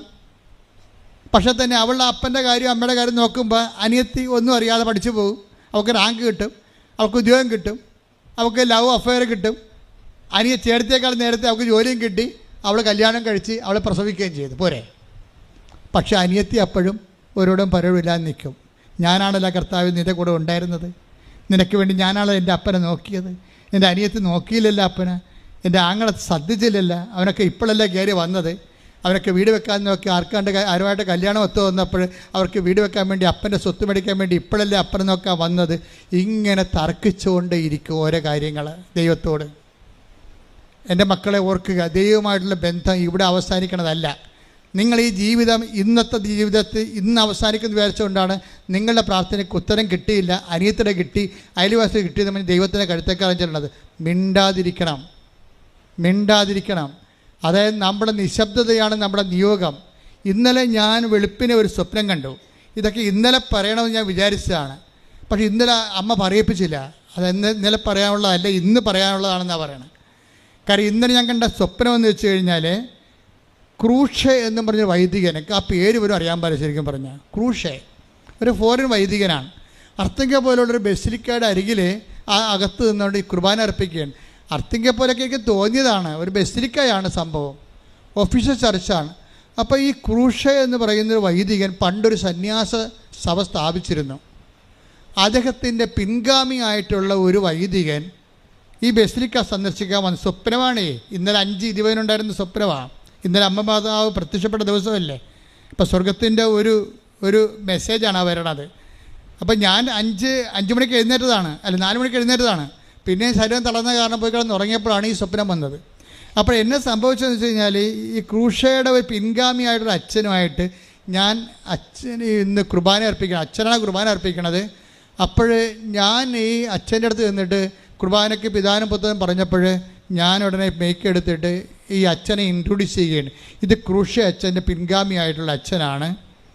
ഈ അച്ഛൻ ക്രൂഷ അച്ഛൻ ചെയ്തിരിക്കുന്നത്, അതായത് ഇൻറ്റൻഷൻസ്, സൈലൻസ് ആൻഡ് ഇൻറ്റൻഷൻസ് എന്നും പറഞ്ഞൊരു സഭ സ്ഥാപിച്ചിട്ടുണ്ട്. സൈലൻസ് ആൻഡ് ഇൻറ്റൻഷൻസ് എന്നും പറഞ്ഞൊരു സഭ സ്ഥാപിച്ചിട്ടുണ്ടെന്ന് ഞാൻ പറഞ്ഞ് ആക്കിയിട്ടില്ല. അപ്പോൾ ഈ അച്ഛൻ പറഞ്ഞു നോ നോ നോ എന്ന് പറഞ്ഞു. അങ്ങനെ അല്ലെന്ന്. അപ്പോൾ ഞാൻ പറഞ്ഞു സൈലൻസ് ഓഫ് ഇൻറ്റൻഷൻസ്. അപ്പോൾ എനിക്കറിയത്തില്ല ഈ മെസ്സേജ്. അപ്പോൾ എനിക്കറിയത്തില്ല. അതുകൊണ്ട് ഈ സന്യാസ സഭയുടെ ലക്ഷ്യം എന്ന് പറയുന്നത് സൈലൻസ് ആസ് ഇൻറ്റൻഷൻസ്, സൈലൻസ് തന്നെയാണ് നിയോഗമെന്ന്. അപ്പോഴും അച്ഛൻ പറഞ്ഞു നോ നോ എന്ന് പറഞ്ഞു. അപ്പോഴും പിന്നെ വെളിപാടുകളിങ്ങനെ വന്നുകൊണ്ടിരിക്കുകയായിരുന്നു. അതായത് പിന്നീട് ഞാൻ പറഞ്ഞു സൈലൻസ് ഇൻറ്റൻഷൻസ് ആണ്, സൈലൻസ്ഡ് ഇൻറ്റൻഷൻസ് എന്ന് പറഞ്ഞു. എന്ന് വെച്ചാൽ നിശബ്ദമാക്കപ്പെട്ട നിയോഗങ്ങളുടെ സന്യാസസഭ എന്ന് പറഞ്ഞു. അപ്പോഴും ഈ അച്ഛൻ നോ പറഞ്ഞു. പിന്നീട് ഞാൻ തിരുത്തി പറഞ്ഞു. അതായത് അപരിചിതമായ അനുഭവങ്ങളിലൂടെ കടന്നു പോകുമ്പോൾ ഒരു വ്യക്തി കൈവരിക്കുന്ന മൗനത്തിൻ്റെ സമർപ്പണ ജീവിതമെന്ന് പറഞ്ഞു. അപ്പം അച്ഛൻ ഓക്കെയായി. ഞാൻ അതുപോലെ തന്നെ അപ്പം എനിക്ക് മനസ്സിലായി ഇത് വിഷയം വേറെയാണ്, വേറെ ചാനലിൽ കയറി വരികയാണെന്ന് മനസ്സിലായി. ഞാൻ എഴുന്നേറ്റ് എൻ്റെ നോട്ട് ബുക്ക് മൊത്തം എഴുതി വെച്ചത്, ഇത് മുഴുവൻ ഒപ്പിട്ട്, ഡേറ്റ് ഇട്ട് ഒപ്പിട്ട്, ടൈം ഇട്ട് ഒപ്പിട്ട് കളഞ്ഞ്. കാരണം എൻ്റെ മരണത്തിന് ശേഷം ഏതെങ്കിലും കാലത്ത് ഈ സ്വപ്നത്തെക്കുറിച്ച് സഭ പഠിക്കണ കാലത്ത് ഇങ്ങനെ പറഞ്ഞിരുന്നു എന്ന് പറയും. അത് ഡോക്യുമെൻ്റാണ്, അത് ഡോക്യുമെൻ്റ്. അതെന്താ കാര്യം വെച്ച് കഴിഞ്ഞാൽ, നമ്മളിപ്പോൾ അനേകം നിയോഗങ്ങളുമായി മുന്നോട്ട് പോവുകയാണ്. നമ്മൾ നിയോഗങ്ങളെ കിട്ടിയില്ലെങ്കിൽ ഉടനെ ദൈവമായിട്ട് ഉടനെ ഗുസ്തിക്ക് തയ്യാറാകുകയാണ്. അതാണ് നമ്മൾ പറയണത്, ഞാൻ ദൈവത്തുമായിട്ട് ഗുസ്തിക്ക് തയ്യാറാകുകയാണ്. പക്ഷേ എന്താ പ്രശ്നം? അതായത് നിങ്ങൾ ഒരു നല്ല ചൈതന്യമുള്ള വിശ്വാസിയാണെങ്കിൽ എന്തു ചെയ്യും? നിങ്ങൾ ദൈവമായിട്ട് യുദ്ധത്തിന് പോകത്തില്ല. അതാണ് ഇവൾ പറയണത്. ആര്? മഞ്ജു വർഗീസ് പറയണത്, ഞാനിപ്പോഴേ എന്തെല്ലാം നെഗറ്റീവ് സംഭവിച്ചാലും എൻ്റെ കർത്താവുമായിട്ട് ഞാൻ യുദ്ധത്തിന് പോകത്തില്ല. എന്നിട്ട് ഞാൻ എഴുതി തന്ന ആ സ്വപ്നത്തിന് താഴെ എഴുതി, മാതാവിൻ്റെ സ്പിരിച്വാലിറ്റി അതാണ്. എന്താണ്? ഒരു തർക്കത്തിൻ്റെ സമയം, ഒരു സമാധാനം ചോദിക്കേണ്ട സമയത്ത് സമാധാനം ചോദിക്കാതെ ഹൃദയത്തെ സംഗ്രഹിക്കുന്ന മറിയത്തെയാണ് സ്വപ്നത്തിലൂടെ വെളിപ്പെടുത്തുന്നത്. മറിയമാണിതിൻ്റെ ആൾ. ശരിക്കും പറഞ്ഞാൽ ഈ നിശബ്ദ നിയോഗങ്ങളുടെ, അതായത് നിശബ്ദ നിയോഗങ്ങളെന്ന് പറഞ്ഞാൽ നമ്മുടെ നിയോഗങ്ങളുടെ മേൽ ദൈവം കൈവച്ച് ആ നിയോഗങ്ങൾ നടന്നില്ല എന്നുണ്ടെങ്കിൽ ദൈവമായിട്ട് ഗുസ്തിക്ക് പോകുന്ന അവിശ്വാസിയും ദൈവത്തെ മഹത്വപ്പെടുത്താൻ വേണ്ടി നിൻ്റെ കേൾക്കപ്പെടാത്ത പ്രാർത്ഥനകൾ ഉപയോഗിക്കുന്നെങ്കിൽ നീ മാതാവിനെ പോലെ ഹൃദയത്തെ സംഗ്രഹിച്ചുകൊണ്ട് നിത്യതയ്ക്ക് വേണ്ടി അത് കാഴ്ചവെച്ചുകൊണ്ട് നിത്യതയ്ക്ക് വേണ്ടിയുള്ള കുരിശായിട്ട് അത് അക്സെപ്റ്റ് ചെയ്ത് കഴിഞ്ഞാൽ നിത്യതയുടെ ഓഹരിയാണ് ശരിക്കും കുരിശ്. നമ്മൾ ജെറുസലേമിലേക്ക് പോവുകയാണ്. ഞാൻ ജെറുസലേമിലേക്ക് പോകണമെന്നാണ് ഈശോ പറഞ്ഞത്, അല്ലാതെ നമ്മൾ പോകണമെന്നല്ല. പക്ഷേ ഇവർ 5-10 പേരുണ്ടായിരുന്നു, 12 പേരും കൂടിയാണ് ജെറുസലേമിലേക്ക് പോയത്. പക്ഷേ ഈശോ ഇവിടെ പറയണത് ഞാൻ ജെറുസലേമിലേക്ക് പോകണമെന്നാണ് പറയണത്. നിങ്ങൾ പോണ കാര്യം പറഞ്ഞിട്ടില്ല. നിങ്ങൾക്ക് ആർക്കെങ്കിലും എൻ്റെ കൂടെ നിത്യ ജെറുസലേമിലേക്ക് വരണമെന്നുണ്ടെങ്കിൽ 16-24 വർക്കൗട്ട് ചെയ്യണം. എന്താണ് 16-24 എന്താണ്? എന്നെ അനുഗമിക്കാൻ ആഗ്രഹിക്കുന്നവൻ സ്വയം പരിത്യജിക്കണം. സ്വയമാണല്ല പ്രശ്നം. ഇവിടുത്തെ മെയിൻ പ്രശ്നം സ്വയമാണ്. സ്വയമെന്ന് വെച്ചാൽ എൻ്റെ സുഖം, എൻ്റെ താല്പര്യം, എൻ്റെ സന്തോഷം, എൻ്റെ സെക്യൂരിറ്റി, ഇതാണ് സ്വയം. ഈ സ്വയം നിൽക്കുന്നിടത്തോളം കാലം ആർക്കും നിത്യതയിലേക്ക് കയറി പറ്റാൻ പറ്റത്തില്ല. കാര്യം അവർ അഹങ്കാരികളും തോന്നിവാസികളും അവരുടെ കാര്യം നടത്താൻ വേണ്ടി ദൈവത്തെ ദുർവിനിയോഗിക്കുന്നവരുമാകും. അതുകൊണ്ട് തന്നെ അവരെ ബഹളക്കാരെന്നാണ് ദൈവം വിളിക്കണത്. ഡയറസിൻ്റെ വീട്ടിൽ നിത്യതയിലേക്ക് ഒരു മനുഷ്യനെ നിത്യതയിലേക്ക് മനുഷ്യനെ കൊണ്ടുപോകാൻ കർത്താവിന് കഴിയുമെന്നുള്ള സൂചനയായിട്ട് ഭൂമിയിൽ മരിച്ചൊരു പോയ മനുഷ്യനെ ഉയർപ്പിക്കുന്ന സമയത്ത് കർത്താവ് പറഞ്ഞു, ബഹളക്കാർ ഗെറ്റൗട്ട് അടിക്കാൻ പറഞ്ഞു. ഉടനെ അവിടെ നിന്നവർ പറഞ്ഞു, ബഹളക്കാർ എഴുന്നേറ്റ് പോകാൻ പറഞ്ഞു. കരഞ്ഞു കൂപിക്ക് നിലവിളിച്ച് നടക്കുന്ന, കഴിഞ്ഞ കാലത്തെ ഓർത്ത് നിരാശപ്പെട്ട് നടക്കുന്ന ആൾക്കാരും എഴുന്നേറ്റ് പോകാൻ, നിങ്ങൾക്ക് ഇവിടെ സീറ്റില്ലെന്ന് പറഞ്ഞു. Take the word of God. ശ്രുതിക്കട്ടെ ഹല്ലേലൂയ, ഹല്ലേലൂയ, ഹല്ലേലൂയ, ഹല്ലേലൂയ, ഹല്ലേലൂയ. യേശുവേ നന്ദി, ഹല്ലേലൂയ. മത്തായി 9:23-24. യേശു ഭരണാധികാരിയുടെ ഭവനത്തിലെത്തി കുഴലൂത്തുകാരെയും ബഹളം വയ്ക്കുന്ന ജനങ്ങളെയും കണ്ടു പറഞ്ഞു, നിങ്ങൾ പുറത്തു പോകുവിൻ. നിങ്ങൾ പുറത്തു പോവുക. അതാ സംഭവം. തർക്കിക്കാൻ പോയാൽ, ദൈവമായിട്ട് തർക്കിക്കാൻ പോകുന്നതിന് ദൈവം ഗെറ്റൗട്ട് അടിക്കും. ഇത് എവിടെ നിന്നാണ് ഗെറ്റൗട്ട് അടിക്കണമെന്ന് അറിയാവോ? എവിടെ നിന്നാണ് ഗെറ്റൗട്ട് അടിക്കണത്? നിത്യതയിൽ നിന്നാണ് ഗെറ്റൗട്ട് അടിക്കണത്. അത് നിങ്ങൾ മനസ്സിലാക്കണം. ദൈവമായിട്ട് തർക്കിക്കാൻ. അതുകൊണ്ടാണ് മറിയത്തിന് ജ്ഞാനമുണ്ട്. മറിയം എന്ത് ചെയ്തു? നിങ്ങൾ എന്തിനാണ് എന്നെ അന്വേഷിച്ചത്? ഞാൻ എൻ്റെ പിതാവിൻ്റെ കാര്യത്തിൽ വേപതനായിരിക്കേണ്ടവനാണെന്ന് നിങ്ങൾക്കറിയാൻ പാടില്ലെന്ന് ചോദിക്കും. മറിയത്ത് തിരിച്ചു ചോദിക്കാം, അങ്ങനെയാണെങ്കിൽ നിനക്ക് എന്നോട് പറഞ്ഞിട്ട് വേണ്ടി ഇവിടെ നിൽക്കാൻ? നിനക്ക് 12 വയസ്സല്ലേ ആയുള്ളൂ. നിന്നെ ഞാനല്ലേ കൂട്ടിക്കൊണ്ടു വന്നത്. നിൻ്റെ അപ്പൻ ഒരു കൊല്ലം മുഴുവൻ പണിയെടുത്തിട്ട് കിട്ടിയ കാശിൻ്റെ ബാക്കി വെച്ചിട്ടല്ലേ ഈ നാരങ്ങ വെള്ളം കുടിച്ച് നടന്നിട്ടല്ലേ അവസാനം നീ ഒരു വാക്ക് പറഞ്ഞിരുന്നെങ്കിൽ ഞാൻ നിൻ്റെ കൂടെ നിൽക്കത്തില്ലേ എന്ന് പറഞ്ഞ് തർക്കിക്കാനോ ബഹളം ഉണ്ടാക്കാനോ കർത്താവ് അമ്മ പോയില്ല. അമ്മ എന്ത് ചെയ്ത്? അമ്മ ഹൃദയത്തിൽ സംഗ്രഹിച്ചു. അതാണ് വിഷയം. ദൈവവുമായിട്ട് തർക്കിക്കേണ്ട ഒത്തിരി അവസ്ഥകളുണ്ടാകും. നീ എന്താണ് ഞങ്ങളോട് ഇങ്ങനെ ചെയ്തത് എന്ന് ചോദിച്ചു. പക്ഷേ അതേസമയം തന്നെ ചോദ്യം പെശകെന്ന് കണ്ടപ്പോഴെന്ത് ചെയ്ത്? അമ്മ ഹൃദയത്തിൽ സംഗ്രഹിച്ചു. എന്താ കാര്യം? നിത്യതയുടെ ജ്ഞാനങ്ങളിലെ ദൈവത്തിന് പൂർണ്ണ സ്വാതന്ത്ര്യമാണ് നമ്മുടെ ജീവിതത്തിൽ. സിമി സാക്ഷ്യത്തിൽ പറയണേ, എൻ്റെ മകൻ ഞാനിങ്ങനെ കർത്താവിൻ്റെ കാര്യം ക്രമീകരിച്ചപ്പോൾ ഞാൻ ആദ്യം കൊടുത്ത ഏറ്റവും ബെസ്റ്റ് സ്കൂളിൽ നിന്ന് എന്നെ വിളിച്ചു. നിൻ്റെ മകൻ ഇവിടെ അഡ്മിഷൻ ആയിട്ടുണ്ടെന്ന് പറഞ്ഞു. എന്നുവെച്ചാൽ ഇതിനു വേണ്ടിയല്ലേ ഇവിടെ കരഞ്ഞുകൊണ്ട് നടന്നത്. അപ്പം കൂടെ ഉള്ളവർ ചോദിച്ചു, സിമി ഇതെന്ത് പരിപാടിയാണിത്? നിൻ്റെ യോഗ്യത എന്താണ്? നിൻ്റെ ലിസ്റ്റ് വരുമ്പോൾ നിനക്ക് ഇത്രയും അയോഗ്യത നിനക്കുണ്ട്. നിന്നേക്കാൾ നേരത്തെ അഡ്മിഷൻ കൊടുത്തു, നിൻ്റെ മകനേക്കാൾ കൂടുതൽ ഞങ്ങൾക്കുണ്ട്, നിൻ്റെ മകനേക്കാൾ കൂടുതൽ സർട്ടിഫിക്കറ്റ് ഞങ്ങൾക്കുണ്ട്, മാർക്കുണ്ട്. പക്ഷേ ഞങ്ങളുടെ മകന് കിട്ടിയിട്ടില്ല. നിൻ്റെ മകന് മാത്രം ഇവിടെ വീട്ടാൻ കാര്യം എന്താണ്? അപ്പോൾ സിമി പറയും, എനിക്കൊരു മാതാവുണ്ടെന്ന് പറയും. അതാണ് എന്നോട് മാസം. വേറെ മാർഗവും വേറെ ഉത്തരവില്ല അതിന്. അതിന് ഉത്തരത്തിലേ ഉള്ളൂ, കൃപാസനം മാതാവ്. എന്താണ്? ഉടമ്പടി. Not by might but by grace. കൈയടിച്ച് സ്തുതിക്കട്ടെ. ഹല്ലേലൂയ ഹല്ലേലൂയ ഹല്ലേലൂയ ഹല്ലേലൂയ മഹത്വം മഹത്വം ആരാധന ഹല്ലേലൂയ ഹല്ലേലൂയ ആരാധന ഹല്ലേലൂയ. പരിശുദ്ധ പരമദിവ്യകാരുണ്യത്തിന് നേരവും ആരാധനയും സ്തുതിയും പുകഴ്ചയും ഉണ്ടായിരിക്കട്ടെ. പരിശുദ്ധ പരമദിവ്യകാരുണ്യത്തിന് നേരവും ആരാധനയും സ്തുതിയും പുകഴ്ചയും ഉണ്ടായിരിക്കട്ടെ. അതുകൊണ്ട് തന്നെയാണ് മഞ്ജു വർഗീസ് പറയണത്, എൻ്റെ തർക്കമില്ല ഞാൻ അവസാനിപ്പിച്ചു എന്ന്. എനിക്കിപ്പോൾ തർക്കിക്കാൻ തോന്നണേയില്ല. ദൈവത്തിൻ്റെ ഇഷ്ടം പോലെ ചെയ്യട്ടെ. ദൈവത്തിൻ്റെ മനസ്സിൽ ഞാൻ സംതൃപ്തിയാണെന്ന്. ദൈവത്തിൻ്റെ മനസ്സെന്ത് തന്നെയായാലും എന്നെക്കുറിച്ചുള്ള സംതൃപ്തിയിൽ ഞാൻ സംതൃപ്തിയാണെന്ന് പറയണതാണ് ഈശോ പറഞ്ഞത്. എന്താണ്? ഈ വെള്ളം കുടിക്കുന്നവന് ഇനിയും ദാഹിക്കും, ഞാൻ തരുന്ന വെള്ളം കുടിക്കുന്നവർക്ക് ഇനി ദാഹിക്കുകയില്ല. ദാറ്റ് ഈസ് മഞ്ജു വർഗീസ് അഭിഷിക്തയായിരിക്കുന്നു, കർത്താവിൻ്റെ അഭിഷേകം മേടിച്ചിരിക്കുന്നു. അവക്കിന് ഇനി ഈ അഭിഷേകത്തിൻ്റെ നീണ്ടുനിപ്പിനാണ് സ്വർഗമെന്ന് പറയണത്. അവിടെ നിന്ന് അവിടെ കണ്ണിൽ നിന്ന് കണ്ണീരെല്ലാം തുടച്ചു നിൽക്കും. ഇനി മരണമില്ലെന്ന് കൈയ്യടിക്കട്ടെ.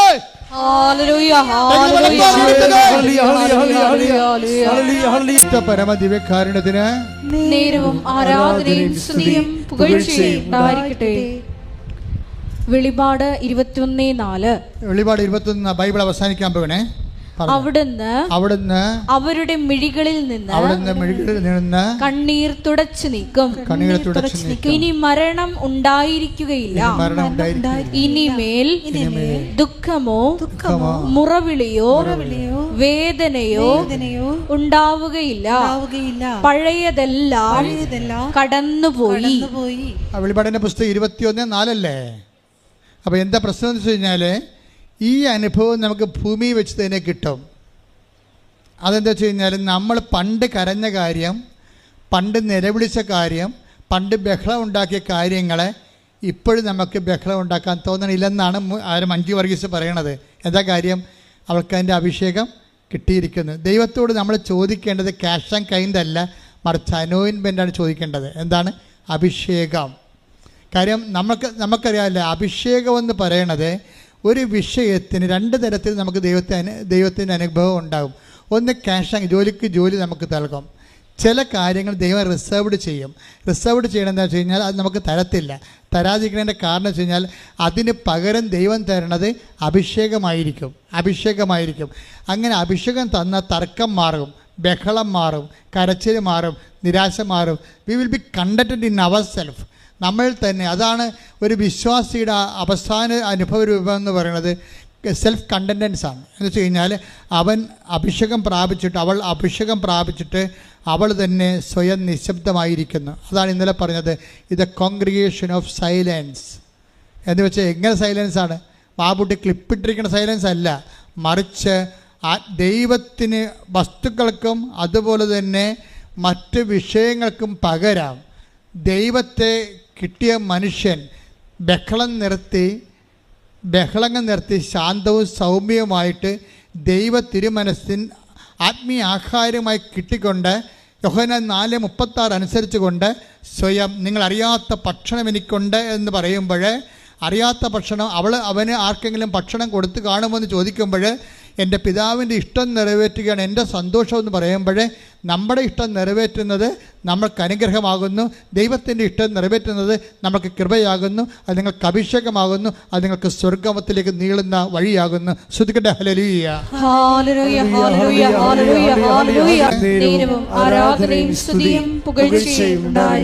പരിശുദ്ധ പരമ ദിവ്യകാരുണ്യത്തിന് ഇതിൻ്റെ ബാക്കി ഭാഗങ്ങൾ അടുത്ത ധ്യാനത്തിലേക്ക് കേൾക്കാം. എഴുന്നേൽക്കുക. എല്ലാവരും എഴുന്നേൽക്കുക.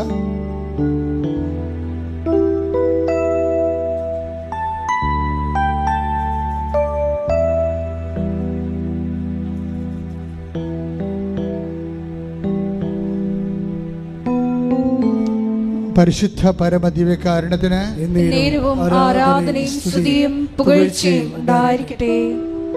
കർത്താവിൻ്റെ തിരുസന്നിധിയിൽ നമ്മൾ നിൽക്കുന്നത്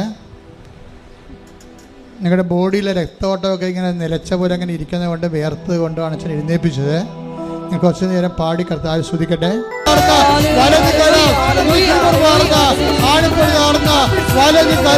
അങ്ങനെ മക്കളിലേക്ക് വെക്കണമേ. ആന്തരിക രോഗങ്ങള്, ബാഹ്യരോഗങ്ങള്, ആന്തരിക അവയവ രോഗങ്ങള് യേശുവിന്റെ നാമത്തില്, യേശുവിന്റെ നാമത്തില് മാറിപ്പോകട്ടെ.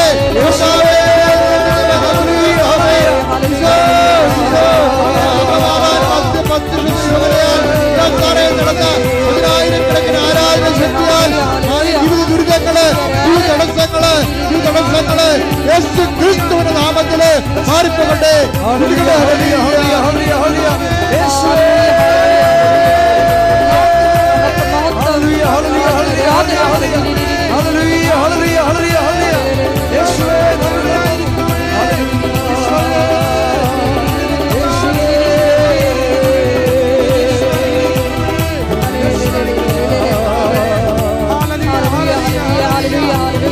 പക്ഷാപരത്തോടെ പക്ഷാപരത്തെ സൃഷ്ടിക്കട്ടെ. പക്ഷാപരത്തിൽ വെക്കുന്നവരെ പക്ഷാപരത്തെ സൃഷ്ടിക്കട്ടെ.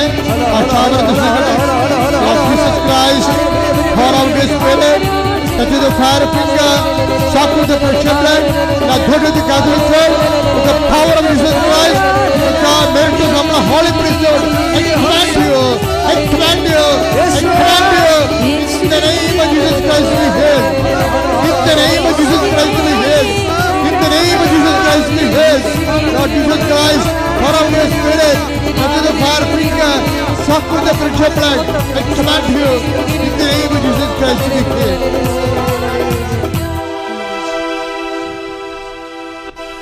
കണ്ണുകളടച്ച് കൈകൾ കൂപ്പി മൗനമായി പ്രാർത്ഥിക്കേണ്ട സമയമാണ്.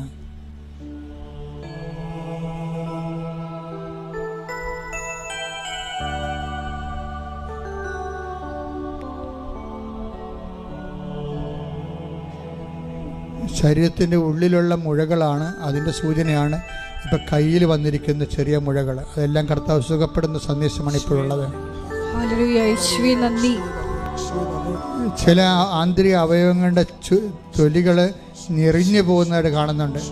അത് ആന്തരികമായ സൗഖ്യം നൽകി ആന്തരിക അവയവങ്ങൾക്ക് കർത്താവ് സൗഖ്യം നൽകിക്കൊണ്ട് അനുഗ്രഹിക്കുന്ന സമയമാണ്. വലത് കാലിൻ്റെ വിരലിൻ്റെ കാൽ വെള്ള, അതിൻ്റെ തള്ളവിരലൊഴിച്ചുള്ള 4 വിരലുകൾ, അതിൻ്റെ ബാക്കിലുള്ള വെള്ള ഭാഗം, നമ്മുടെ നിലത്ത് ഊന്നണ ഭാഗം, അത് കടുത്ത മഞ്ഞ നിറത്തിലും കടുത്ത വേദനയിലുമുണ്ട്.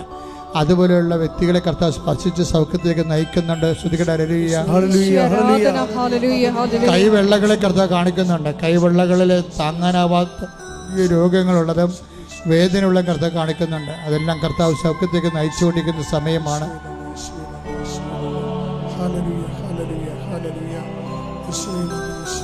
കക്ഷത്ത് എപ്പോഴും ബലമായിട്ട് ഇങ്ങനെ നീര് വന്ന് കല്ലച്ച് പോയി കിടക്കും. തപ്പി ഇങ്ങനെ നോക്കുമ്പോൾ ഭയങ്കര ബലമായിട്ട് തോന്നും. ആ വ്യക്തിയെയും കർത്താവ് സുഖപ്പെടുത്തിക്കൊണ്ടിരിക്കുന്നു. ഇങ്ങനെ ഒരു സ്ട്രെച്ചർ ഉപയോഗിച്ച് നടക്കുന്ന വ്യക്തിയെ കാണിക്കുന്നുണ്ട്. അദ്ദേഹത്തെ ഇന്ന് മുതൽ കർത്താവ് അദ്ദേഹത്തിന് പതുക്കെ സൗഖ്യത്തേക്ക് നയിക്കും. സ്ട്രെച്ചർ ഉപയോഗിച്ചാൽ പോലും പരസഹായമില്ലാതെ ബാത്റൂമിൽ പോകാൻ പറ്റാത്ത വ്യക്തിയാണ്.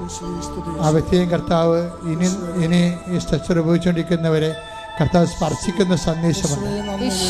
ആന്തരിക അവയവങ്ങൾ കരളുകളും അതുപോലെ തന്നെ കുടലും, പിന്നെ ചില എനിക്ക് പേര് അറിയാത്ത ചില അവയവങ്ങളെ, ആന്തരിക അവയവങ്ങളെ കർത്താവ് കാണിക്കുന്നുണ്ട്. രക്തമയം നഷ്ടപ്പെട്ടിരിക്കുന്നു.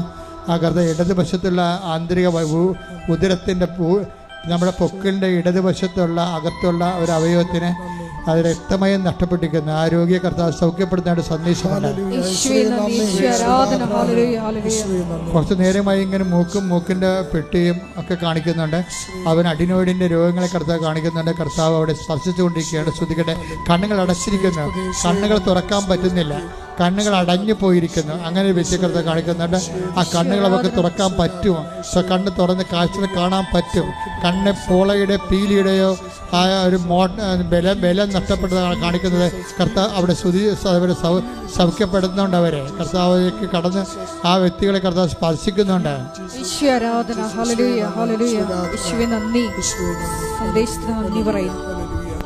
ദൂരയാത്രയ്ക്ക് ഒരുങ്ങുന്നവർ പ്രാർത്ഥിക്കേണ്ട സമയമാണിത്. ആശുപത്രി കിടപ്പ് രോഗികളായിട്ടുള്ളവരും കീമോ എടുത്തുകൊണ്ടിരിക്കുന്നവരും പ്രാർത്ഥിക്കേണ്ട സമയമാണിത്. കർത്താവെ, കൃപാസനത്തിൽ വന്ന് സാക്ഷ്യം പറയാൻ, മാതാവിൻ്റെ പ്രത്യക്ഷീകരണത്തെ സാക്ഷിയാക്കാൻ എന്നെ സാക്ഷിയാക്കണമെന്നാണ് അവരിപ്പോൾ പ്രാർത്ഥിക്കേണ്ടത്. എന്തോ നഷ്ടപ്പെട്ടത്, പുതുക്കി കിട്ടാത്ത പാസ്പോർട്ട്, ഇടത് കൈ സാധാരണ പാസ്പോർട്ട് കൊണ്ട് നടക്കുന്ന ഇടത് കൈയിലാണെന്ന് തോന്നുന്നു. അങ്ങനെ ഒരു വ്യക്തി പ്രത്യേകം സൂക്ഷിക്കുക. കാര്യം സൂക്ഷിക്കുകയല്ല, അദ്ദേഹം രേഖകളുമായിട്ട് നടന്നുകൊണ്ടിരിക്കുന്ന ആൾക്കാർ അതിൻ്റെ പെൻഡിങ് തടസ്സങ്ങളുള്ളത് കർത്താവ് നീക്കുന്ന സമയമാണ്. രേഖ സംബന്ധമായ കാര്യങ്ങൾ, വിസ, പാസ്പോർട്ട്, PR അങ്ങനെയുള്ള എന്തെങ്കിലും രേഖകൾ സംബന്ധമായ റേഷൻ കാർഡ് ഉൾപ്പെടെയുള്ള കാര്യങ്ങളിൽ തടസ്സമുള്ളവർ ഇപ്പോൾ പ്രാർത്ഥിക്കേണ്ട സമയമാണ്. അതുപോലെ ഇടയ്ക്ക് കയറി പറയുകയാണ്. അതുപോലെ തന്നെ വയറിൽ നിന്ന് ഒരിക്കലും വയറിന് ഭക്ഷണം കഴിക്കാൻ പറ്റുന്നില്ല, ആഹാരം കഴിക്കാൻ പറ്റുന്നില്ല, വയറിൽ നിന്ന് ഒഴിഞ്ഞു പോകുന്ന പോലെ എപ്പോഴും തോന്നും. അതുകൊണ്ട് ഭക്ഷണം കഴിക്കാൻ പേടിയാണ്, വയറ്റിൽ ആഹാരം പിടിക്കണില്ല. അങ്ങനെ വ്യക്തിയെ കർത്താവ് ഉദരത്തെ സ്പർശിച്ചുകൊണ്ട് പ്രാർത്ഥിച്ചുകൊണ്ടിരിക്കുന്ന സമയമാണ്.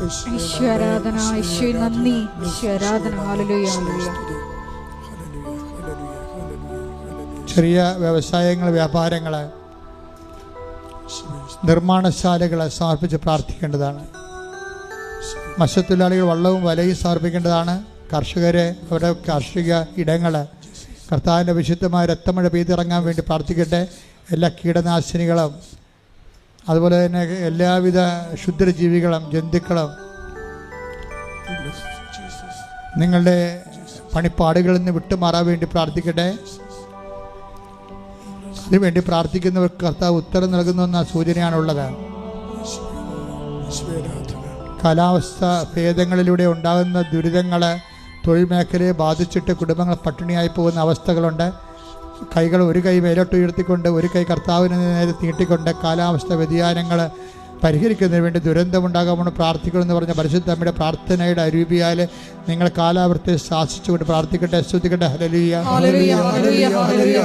എൻ്റെ കർത്താവിൻ്റെ ഉന്നതമായ നാമത്തിൽ സ്വസ്ഥം ചെയ്യുന്ന കാലാവസ്ഥ വ്യതിയാനം കാരണം മനുഷ്യരാശി ഏറെക്കുറെ വളരെയേറെ വേദനിക്കുകയും കഷ്ടപ്പെടുകയും പലരുടെയും ജീവിത മാർഗങ്ങളും നഷ്ടപ്പെടുകയും ചെയ്യുന്ന അവസ്ഥകളിൽ കർത്താവെ, കരയുടെയും കടലിൻ്റെ മേൽ അതിനാഥനായ കർത്താവ്, നിൻ്റെ അണിപ്രധാന വരദരം കാറ്റിനെ സമീപിച്ചുകൊണ്ട് കടലിനെ ശാന്തമാക്കി നിൻ്റെ വലതുകരം കാലാവസ്ഥകളും നിറയട്ടെ ഉയരട്ടെ എന്ന് പ്രാർത്ഥിക്കുന്ന യേശുക്രിസ്തു ഉന്നതമായ നാമത്തിൽ അനുകൂലമായ കാലാവസ്ഥ മനുഷ്യരാശിക്ക് ലഭിക്കട്ടെ.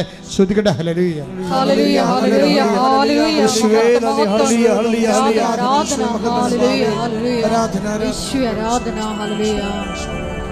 എല്ലാവരും മൗനമായി മുട്ടുനിന്ന് പ്രാർത്ഥിക്കുക. മൗനമായി പ്രാർത്ഥിക്കുക. സമാപന ആശീർവാദത്തിൻ്റെ സമയമാണ്. ഇപ്പോൾ മൗന പ്രാർത്ഥനയുടെ സമയമാണ്.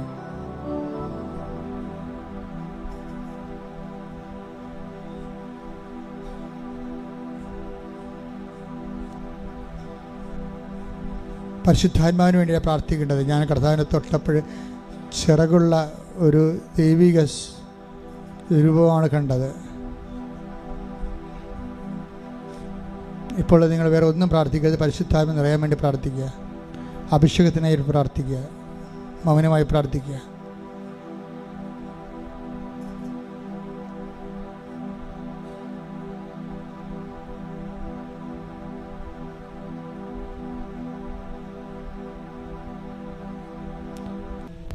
ഒരിക്കൽ കൂടി മരിയൻ ഉടമ്പടിയിൽ സമർപ്പിച്ചിരിക്കുന്ന എല്ലാ വിഷയങ്ങളും ദൈവമാതാവിൻ്റെ മധ്യസ്ഥയിൽ ദിവികാരുടെ സന്നിധിയിൽ സമർപ്പിച്ച് ഒരു നിമിഷം നമുക്ക് മൗനമായിട്ട് പ്രാർത്ഥിക്കാം.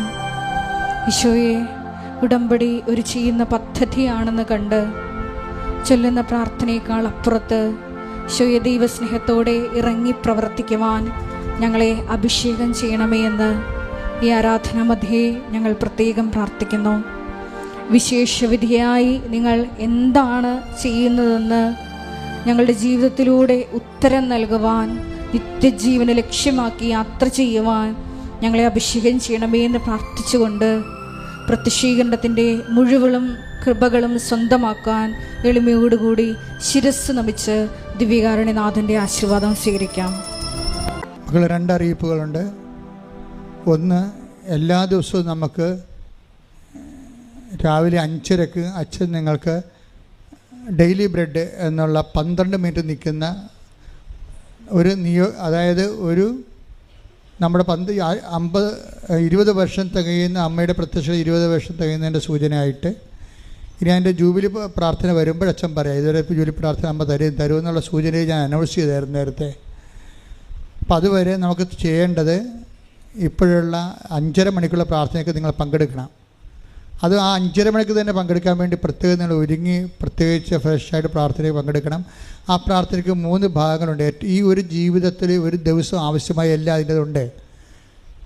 നിങ്ങൾ അതിനുശേഷം പോയി കുർബാന കൂടിയാൽ മാത്രം മതി. എന്താ കാര്യം വെച്ച് കഴിഞ്ഞാൽ, കുർബാന കൂടാൻ പറ്റുന്നവർ കുർബാന മുടക്കരുത്. അതായത് ആദ്യം അതിനകത്തുള്ളത് അമ്മയുടെ പ്രത്യക്ഷീകരണത്തിന് സാക്ഷിയാകാനുള്ള പ്രത്യക്ഷീകരണ പ്രാർത്ഥനയാണ് ആദ്യം ചെല്ലുന്നത്. അത് 3 മിനിറ്റേ ഉള്ളൂ. സെക്കൻഡ് സെക്ഷനിൽ വരണത് ഇന്ന് നിങ്ങൾ പോകുന്ന വഴികൾ, ഇടപെടുന്ന വ്യക്തികൾ, ചെയ്യുന്ന ജോലികൾ, അതിനാവശ്യമായ ദൈവാനുഗ്രഹത്തിന് വേണ്ടിയുള്ള കോമൺ പ്രെയറാണ്. അതാണ് അനുദിന അനുഗ്രഹ പ്രാർത്ഥന തന്നെ. അത് ആ സമയത്ത് നിങ്ങൾ കൈകൾ കുപ്പി ശിരസ് നമിച്ച് ആശീർവാദവും അനുഗ്രഹം സ്വീകരിച്ചുകൊണ്ട് മുട്ട നിൽക്കുന്നവർ മുട്ട നിൽക്കണം. അല്ലാത്തവർ ആ നിന്നത്തെ എല്ലാം സമർപ്പിക്കണം. പറ്റുമെങ്കിൽ നേരത്തെ തന്നെ അച്ഛൻ പറയുകയാണ്, ഇപ്പം നാളെ രാവിലെ 5:30 പ്രാർത്ഥനയുണ്ടെങ്കിൽ നിങ്ങൾക്ക് ഇപ്പോൾ ഒരു വീട് പണിയാൻ പോവുകയാണ്. അപ്പം നിങ്ങൾ ആ മൊബൈലും കൊണ്ട് 5:30 പണിയാനുള്ള സ്ഥലത്താണ് പോയി നിൽക്കേണ്ടത്. പറ്റുമെങ്കിൽ നമ്മുടെ തിരി അവിടെ വെച്ച് അവിടെയാണ് കത്തിക്കേണ്ടത്. ഇപ്പം നിങ്ങൾ പശുവിനെ വാങ്ങിക്കുകയാണ്, അത് തൊഴുത്തിൽ കേട്ട്, അപ്പം നിങ്ങൾ അവിടെയാണ് പോയി നിൽക്കേണ്ടത്. പറ്റുന്നവർ നിന്നാൽ മതി കേട്ടോ. രാവിലെ പുറത്തിറങ്ങാൻ പറ്റുന്നവരും പുറത്തിറങ്ങിയാൽ മതി. പക്ഷേ എന്നാലും അത് യുചിതമായൊരു കാര്യമാണ്. ഇപ്പോൾ നിങ്ങളുടെ വീട്ടിൽ കുഞ്ഞുങ്ങൾ അസുഖമായി കിടക്കുക, അപ്പോൾ 5:30 അച്ഛൻ പ്രാർത്ഥിക്കുമ്പോൾ ആ 5:30 കുഞ്ഞിൻ്റെ അടുത്ത് നിന്നാണ് ആ മൊബൈൽ എടുത്ത് ആ തിരി കത്തിച്ച് വെച്ച് പ്രാർത്ഥിച്ചിട്ട് കുഞ്ഞിൻ്റെ ശരീരത്തിൽ തൊട്ട് കൈ തൊട്ട് പ്രാർത്ഥിക്കണം. ഗർഭിണികളുണ്ടെങ്കിൽ ആ 5:30 പ്രാർത്ഥിക്കും. അച്ഛൻ്റെ കൂടെ പ്രാർത്ഥിക്കുമ്പോൾ 5:30 ഗർഭിണികളുടെ വയറെ തൊട്ട് പ്രാർത്ഥിക്കണം. അപ്പം അങ്ങനെ എന്താണ് ഇപ്പം നിങ്ങളുടെ പ്രമാണം, അല്ലെങ്കിൽ നിങ്ങൾക്ക് പറ്റുചീട്ടില്ല, അല്ലെങ്കിൽ നിങ്ങൾക്ക് ലോണില്ല, കിട്ടണില്ല, അപ്പോൾ ആ അപേക്ഷ കയ്യിലുണ്ടായിരിക്കണം 5:30 നമ്മൾ പ്രാർത്ഥിക്കുമ്പോൾ. ഇതിനാണ് ഡെയിലി ബ്രെഡ് എന്ന് പറയണത്. ഡെയിലി ബ്രെഡ് അന്ന് ഡെയിലി ബ്രെഡ് എന്ന് പറയുന്നത് അതിൽ വായിക്കുന്ന വചനത്തിനാണ്. അനുദിന അനുഗ്രഹ പ്രാർത്ഥനയാണ് 2ാമത്തെ സെക്ഷനായിട്ട് പറയണത്. അപ്പോൾ 1 പ്രത്യക്ഷയുടെ പ്രാർത്ഥന, 2ാമത്തത് അനുദിന അനുഗ്രഹ പ്രാർത്ഥന, 3ാമത്തത് ആണ് ഒരു വചനം, അന്നത്തെ വചനം കർത്താവ് തരണത് വായിച്ചിട്ട് അത് 2 മിനിറ്റ് കൊണ്ട് വ്യാഖ്യാനിക്കും. എല്ലാം കൂടി 12 മിനിറ്റേ ഉള്ളൂ. അത് മിസ് ആകാതിരിക്കാൻ തന്നെയല്ല, അതെല്ലാവർക്കും ഷെയർ ചെയ്ത് കൊടുക്കണം. കാര്യം ഈ 20 വർഷം കഴിഞ്ഞെന്ന് അമ്മ എന്നോട് പറഞ്ഞ ദിവസം തന്നതാണിത്. അപ്പോൾ 20 വർഷത്തെ അനുഗ്രഹങ്ങളെല്ലാം അതിൽ ഉള്ളടക്കം ചെയ്തിട്ടുണ്ട് ഈ അനുദിന അനുഗ്രഹ പ്രാർത്ഥനയിൽ. അതുപോലെ തന്നെ ഇതെന്ന് പറയുന്നത് നിങ്ങൾ ഒറ്റ സ്ട്രെച്ചിന് കേൾക്കാൻ പറ്റുന്നില്ലെങ്കിലും ഒരു ധ്യാനം പല പ്രാവശ്യം കേൾക്കുന്നവരുണ്ട്, ആവർത്തിച്ച് കേൾക്കുന്നവരുണ്ട്.